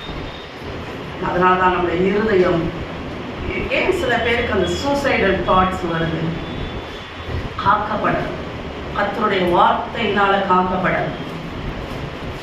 என்ன பண்ண முடியல, வார்த்தையை நம்ம காத்து வச்சிருக்கும் போது அந்த மாதிரி அந்த தற்கொலையின் எண்ணங்கள் வரவே வராது. ஏன் ஏசபேலா இருக்கட்டும், ஏசபேலோட அம்மாவா இருக்கட்டும், அவங்க பாட்டி யாரா இருக்கட்டும், எவ்வளோ பெரிய சவால்களாய் கூட நம்ம வாழ்க்கையில வரட்டும், நம்மளால அந்த, ஆனா நம்ம வார்த்தையில அவருடைய காரியங்கள்ல கட்டப்படலைன்னா, யார் ஏசபேல் வேலைக்காரி சொன்னா கூட பயம் உண்டு. ஏசபேல் அது அதிகாரத்துல இருந்து சொன்னாங்க, அவ வீட்டுல வேலைக்காரி ஏதாவது ஒன்று சொன்னா கூட நம்மளுக்கு என்ன ஆயிடும், பயம் வந்து நம்ம வாழ்க்கையை கடைசி என்னதான் பண்ணாமல் எடுப்போம். போதும் கர்த்தாவே, நான் செத்தா போதும், என்ன சொல்லுவோம், நான் செத்த, இந்த வார்த்தை எத்தனை பேர் சொல்லுவோம், நான் செத்துட்டேன்னா எல்லாம் முடிஞ்சிடும், நீங்க எல்லாம் சந்தோஷமா இருப்பீங்க வீட்டுல இல்லையா? இன்னைக்கு எல்லாம் அந்த வார்த்தைகள் எல்லாம் கேன்சல் பண்ணப்படுவதா இயேசுவின் நாமத்தினால, அந்த அக்ரிமெண்ட்ஸ் எல்லாம் இயேசுவின் நாமத்தினால கேன்சல் பண்ணப்படுவதா. இன்னைக்கு நம்ம வாயை திறந்து அந்த அக்ரிமெண்ட்ஸ் எல்லாம் சொல்லியிருக்கோம், அந்த வார்த்தைகள் எல்லாம் இன்றைக்கு கேன்சல் பண்ணப்படுவதாக இயேசுவின் நாமத்தினால. மரணத்துக்கு கூட நம்மளோட பண்ணி கொண்ட எல்லா அக்ரிமெண்ட்ஸும் இயேசுவின் நாமத்தினால கேன்சல் ஆகட்டும். எல்லா பயத்தினால உண்டான அந்த வார்த்தைகள் எல்லாம் கேன்சல் ஆகட்டும் இயேசுவின் நாமத்தினால. உங்க இருதயங்களை அப்படியே ஆட்டி படைக்கிறதான எல்லா இந்த சூழ்நிலைகள், ஏதாவது ஒரு சின்ன சூழ்நிலைகளை பார்த்தா கூட என்ன ஆயிடும், பயம். ஒரு சின்ன காரியத்தை கண்ட உடனே பயம். நம்ம இருதயம் காக்கப்பட அவருடைய நம்பிக்கையினால் காக்கப்படட்டும். ஹல்லேலூயா. என் கர்த்தர் நல்லவர். அவர் என் வாழ்க்கையில போதுமானவராய் இருக்கிறார், அதற்கும் மேலானவராய் இருக்கிறார். என் தேவைகள் எல்லாவற்றையும் சந்திக்க அவர் போதுமானவர். ஹல்லேலூயா, ஹல்லேலூயா. அப்பதான் அந்த மாதிரி நம்ம இருதயங்கள் காக்கப்பட்டிருந்தாதான் இந்த மாதிரியான சத்தங்களுக்கு நம்ம என்ன பண்ண மாட்டோம், பயப்பட மாட்டோம். இல்லாட்டினா ஒரு சின்ன சத்தமும் நம்மளை என்ன பண்ணிடுது, கலங்க பண்ணிடுது இல்லையா? எத்தனை முறைகள் நம்ம வாழ்க்கையில இந்த மாதிரியான காரியங்களுக்குள்ள நம்ம மாட்டிக்கிட்டு இருக்கோம். அவன் என்ன பண்றான், ஒரு சூறை செடிக்குள்ள போய் மாட்டி இருந்துக்கிறான், போதும்னு சொல்றான். அப்ப ஆண்டவர் என்ன சொல்றாரு, நீங்க எழுந்து அவனை உடல் ஆண்டவர் சூறை செடியில் படுத்துக்கொண்டு நித்திரை பண்ணினான். அப்பொழுது ஒரு தூதன் அவனை தட்டி எழுப்பி எழுந்திருந்து போஜனம் பண்ணு. ஃபர்ஸ்ட் என்ன பண்றாரு, எழும்பு, இந்த சூழ்நிலையை விட்டு முதல்ல எழும்பு, நீ போஜனம் பண்ணு, முதல்ல நீ சாப்பிடு, கர்த்தருடைய வார்த்தையை சாப்பிடு. உனக்கு பலன் வேணுமா, முதல்ல நீ கர்த்தருடைய வார்த்தையை சாப்பிடு. அததான் ஃபர்ஸ்ட். அவன் வந்தானே, அவன் பேசுறதுக்கு எதுவுமே அவன் செவி கொடுக்கவே இல்லை. சூறை செடிகளை படுத்து கிடந்தான், அவன் எவ்வளோ வளர்றான், அதெல்லாம் அவன் கண்டுக்கவே இல்லை. சரி, இவனுக்கு ஃபர்ஸ்ட் இப்போ சாப்பாடை கொடுத்து நம்ம ஓட வைக்கணும். ஏன்னா அவன் மேலே ஆண்டவர் நிறைய காரியங்களை, அவனை தன்னை பார்க்க முடியல, அவன் மேலே ஆண்டவர் நிறைய நோக்கங்களை வச்சிருந்தான். அவன் விழுத்து பார்க்கிற போது இதோ தலையில் சுடப்பட்ட அடையும் ஒரு பாத்திரத்தில் தண்ணீரும் அவன் தலைமாட்டில் இருந்தது. அப்பொழுது அவன் புசித்து கொடுத்து திரும்ப படுத்தினான். ஆண்டவர் விடுறாரு, கர்த்தருடைய தூதன் திரும்ப 2ஆம் தரம் வந்து அவனை தட்டி எழுப்பி எழுந்திருந்து போஜனம் பண்ணி நீ பண்ண வேண்டிய பிரயாணம் வெகு தூரம் என்றார். ஹல்லேலூயா. இன்னைக்கு ஆண்டவருடைய வார்த்தை உங்கள் எல்லாருக்கும் நேரம் தான் வரும். நீங்கள் படுத்திருந்தது போதும், சில காரியங்களை நீங்கள் பயந்து போய் சூழச்செடிக்கு கீழே இருந்தது போதும், எழுப்புங்க, கர்த்தருடைய வசனத்தை சாப்பிடுங்க. ஏன்னா நீங்கள் போக வேண்டிய ஆண்டவர் நம்மளுக்கு நியமித்து இருக்கிற தூரம் வெகு தூரம். நம்ம ஒரு பிரயாணப்பட வேண்டும். இருதயம் சுகமாக்கப்பட்ட ஒரு பிரயாணத்தை நாம் தொடர்ந்து செய்ய வேண்டும். ஹல்லேலூயா. ஆனால் நீ எழுந்து புறப்படு, அவ்வளோதான். அந்த மீனை சாப்பிட்டான், என்னாச்சு, அவன் எழுந்திருந்து புசித்து குடித்து அந்த போஜனத்தின் பலத்தினால் 40 நாள் இரவும் பகலும் ஓரேப் என்னும் தேவனுடைய பர்வதத்தில் நடந்து போனான். ஹல்லேலூயா. ஆண்டவர் கொடுத்த அந்த உணவை சாப்பிட்டோன்னே என்னாச்சு, 40 days மறுபடியும் என்ன பண்றான், நடந்தே போய் ஓரேப் மலையில அங்கே போய் என்ன பண்ணிடுறான், அங்கே அவன் ஒரு கெபிக்குள் போய் தங்கினான். இதோ கர்த்தருடைய வார்த்தை அவனுக்கு உண்டாகி, எலியாவே இங்கே உனக்கு என்ன காரியம். அடுத்து அவர் போய் இன்னொரு இடத்த பதுங்குழி தேடிட்டார். ஃபர்ஸ்ட் சூறை செடியை தேடினாரு, ஆண்டவர் அங்கே எழுப்பி விட்டாரு, ஒரு மீன் கொடுத்து ஒரு சாப்பாடு கொடுத்து ஓட வச்சுட்டாரு.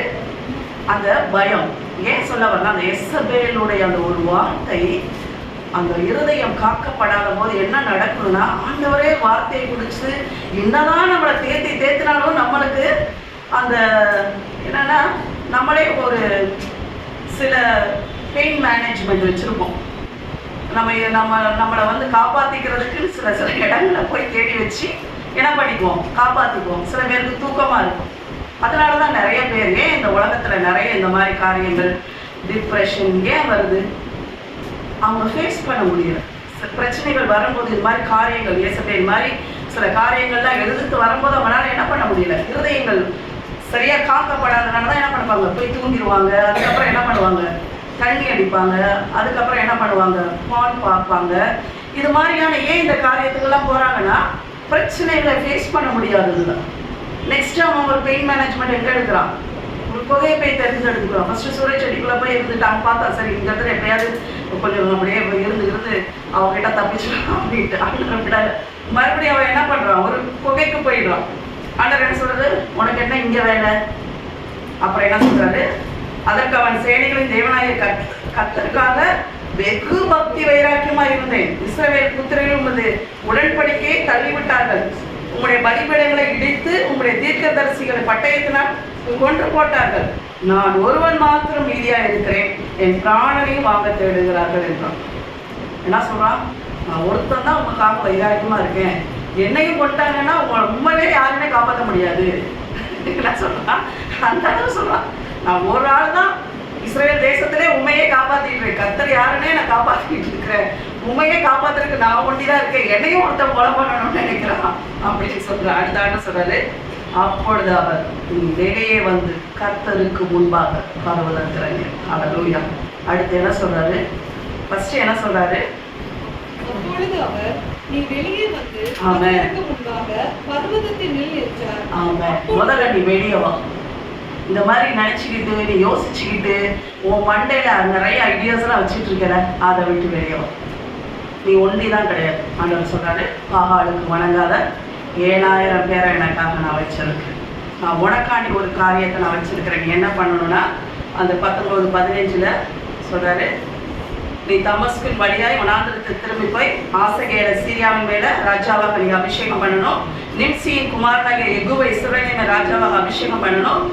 ஆபேல் மெகோலா ஊரனாகிய சாபாத்தின் குமாரனாகிய எலிசாவை உன் ஸ்தானத்துல தீர்க்கதரிசியா. நீ அப்படிப்பட்டவன்டா.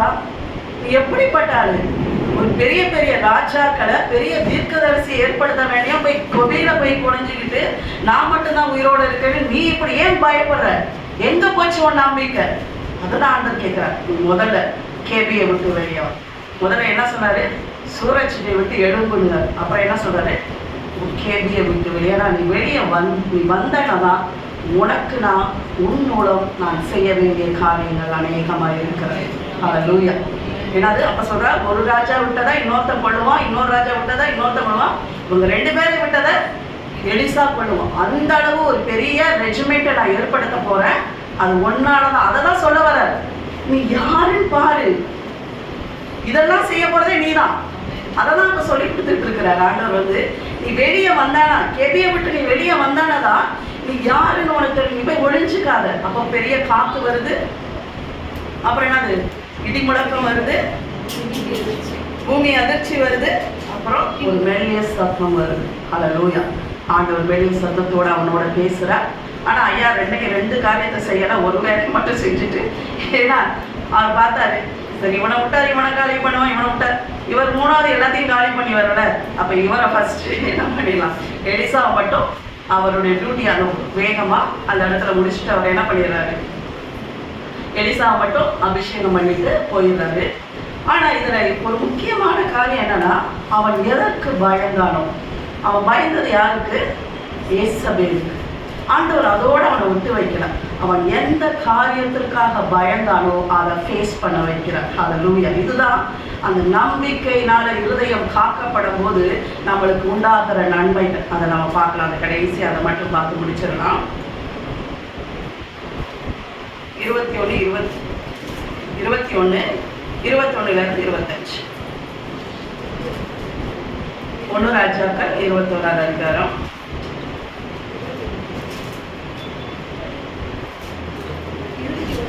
21வது வசனத்துல இருந்து 23. நான் உன்னை பொல்லாப்பு வரப்பண்ணி உன் சந்ததியை அவிழ்த்து போட்டு ஆகாவுக்கு சுவரில் நேர்விடும் ஒரு நாயாகிலும் இராதபடிக்கு இஸ்ரவேலில் அடைப்பட்டவனையும் விடுபட்டவனையும் சங்கரித்து நீ எனக்கு கோபம் உண்டாக்கி இஸ்ரவேலை பாவம் செய்ய பண்ணினதே நிமித்தம் உன்னுடைய குடும்பத்தை நேபாத்தின் குமாரனாகிய யெரோபாயாமின் குடும்பத்துக்கும் அகியாவின் குமாரனாகிய பாஷாவின் குடும்பத்துக்கும் சமானமாக்குவேன் என்றார் என்று சொன்னார். ஏசபேலையும் குறித்து கர்த்தர், நாய்கள் ஏசபேலை இஸ்ரவேலின் மதில் அருகே தின்னும், ஆகாவின் சந்ததியில் பட்டணத்திலே சாப்பிடுறவனை நாய்களும் வெளியே சாப்பிடுறவனை ஆகாய்ந்து பறவைகளும் தின்னும் என்றார்.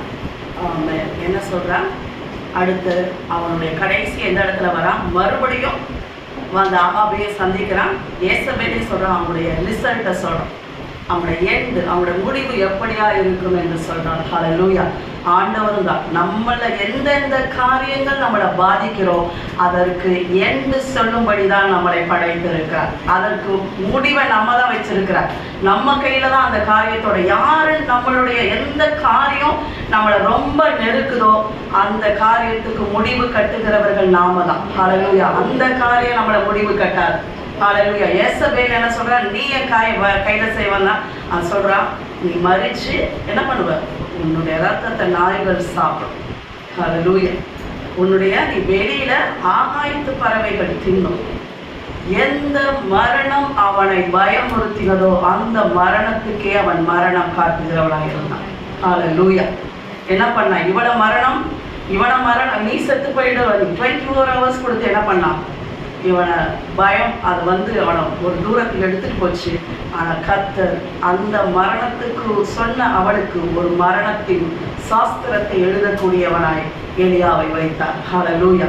நம்ம வாழ்க்கையிலும் நம்பிக்கையினால் நம்முடைய இருதயம் காக்கப்பட போது, ஹல்லேலூயா, எந்தெந்த காரியம் நம்மளை பாதிக்குதோ அதை மனசுல வச்சுக்கோங்க. உங்களை எதெல்லாம் பாதிச்சு எந்தெந்த இடத்துல கொண்டு போய் வச்சுச்சோ, எந்தெந்த காரியங்கள் எல்லாம் அல்லது எந்தெந்த மனுஷர்களெல்லாம் உங்க வாழ்க்கையில எந்த இடத்துல போய் வைக்கணும்னு நினைச்சாங்களோ அவங்க இந்த காரியங்களுக்கு எல்லாருக்கும் நம்ம தான் பதிலா இருக்கும். அந்த காரியங்கள் ஒன்றும் நம்மளை பாதிக்காது, ஒரு நாளும் பாதிக்க முடியாது. ஏசபேலுடைய பயங்கள் நம்மளை பாதிக்க முடியாது. ஆகாப் ராஜாவாயிருந்தாலும் அவருடைய கட்டளைகள் நம்மளை ஒன்றும் பாதிக்க முடியாது. நாம் தான் பாதிக்கக்கூடியவர். ஹல்லேலூயா. ஆண்டவர் அதான் சொல்றார், என் மகனே, என் வார்த்தையை நீ உள்ளவை, அங்க ஜீவ ஊற்றுகள் புறப்படும். எல்லா காவலோடும் காத்துக்கொள். ஃபர்ஸ்ட் என் வார்த்தையினால உன் இருதயத்தை காத்துக்கொள். அப்புறம் உன் சிந்தனைகளை நீ காத்துக்கொள். அடுத்து உன்னுடைய நம்பிக்கையினால காத்துக்கொள். துதியினால உன் இருதயத்தை காத்துக்கொள். நீ காத்துக்கொள்ளும் போது உன் இருதயத்துக்குள்ள இருந்து என்ன புறப்பட்டு வரும்னா ஜீவ நதிகள் புறப்பட்டு வரும். உன்னை பயமுறுத்துகிற காரியங்களை அழிக்கக்கூடிய அந்த வைராக்கியத்தின் வல்லமை புறப்பட்டு வரும். ஹல்லேலூயா. என்னது அந்த நம்ம ஃபர்ஸ்ட் பார்த்தோம்ல, நீதிமொழிகள் 4வது அதிகாரத்துல உனக்கு தீர்க்காயுசு, நன்மைகள் எல்லாம் உன்னுடைய இருதயத்துக்குள்ள இருந்து எல்லாம் நீ அனுபவிக்கலாம். நீ தான் தீர்மானிச்சுக்கணும். நான் இப்படிதான் இருக்க போறேன் நீ தீர்மானிக்கும் போதுதான், உன் இருதயத்தின் காரியங்களை நீங்க தீர்மானிக்கும் போது இந்த காரியங்கள் எல்லாம் உன்னை வழிநடத்தும். அந்த 4வது வசனத்தை பார்த்துட்டு நம்ம எல்லாம் ஜெபிக்கலாம். ஹல்லேலூயா. 3வது வசனம், அவைகள் உனக்கு நீடித்த நாட்களையும் தீர்காயுசையும் சமாதானத்தையும் பெருக்கம் பண்ணும். அவைகள் உன் இருதயமாகிய சத்தியமும் கிருபையும் உன்னை விட்டு விலகாதிருப்பதாக இருதயமாகிய பலகையில் எழுதிக்கொள். அது தேவனுடைய பார்வையிலும் மனுஷனுடைய பார்வையிலும் தயையும் நற்புத்தியும் பெறுவாய். உன் நாவிக்கு ஆரோக்கியமாய் இருக்கும், உன் எலும்புகளுக்கு ஊனாய் இருக்கும், உன் களஞ்சியங்கள் நிரம்பும், உன் ஆடைகளில் திராட்சரசம் புரண்டோடும். எல்லாம் உன் இருதயத்தை நீ காத்து கொள்ளும் போது எல்லா ஜீவ ஊற்றுகளும் அதுல இருந்து புறப்படும். ஹல்லேலூயா. எல்லா ஊற்றுகளும் புறப்படும். எல்லா ஊற்றுகளும் புறப்படுகிறதான உன் இருதயத்தை எல்லா காவலோடும் காத்துக்கும். ஹல்லேலூயா. எல்லா கண்களை மூடுவோம். ஹல்லேலூயா.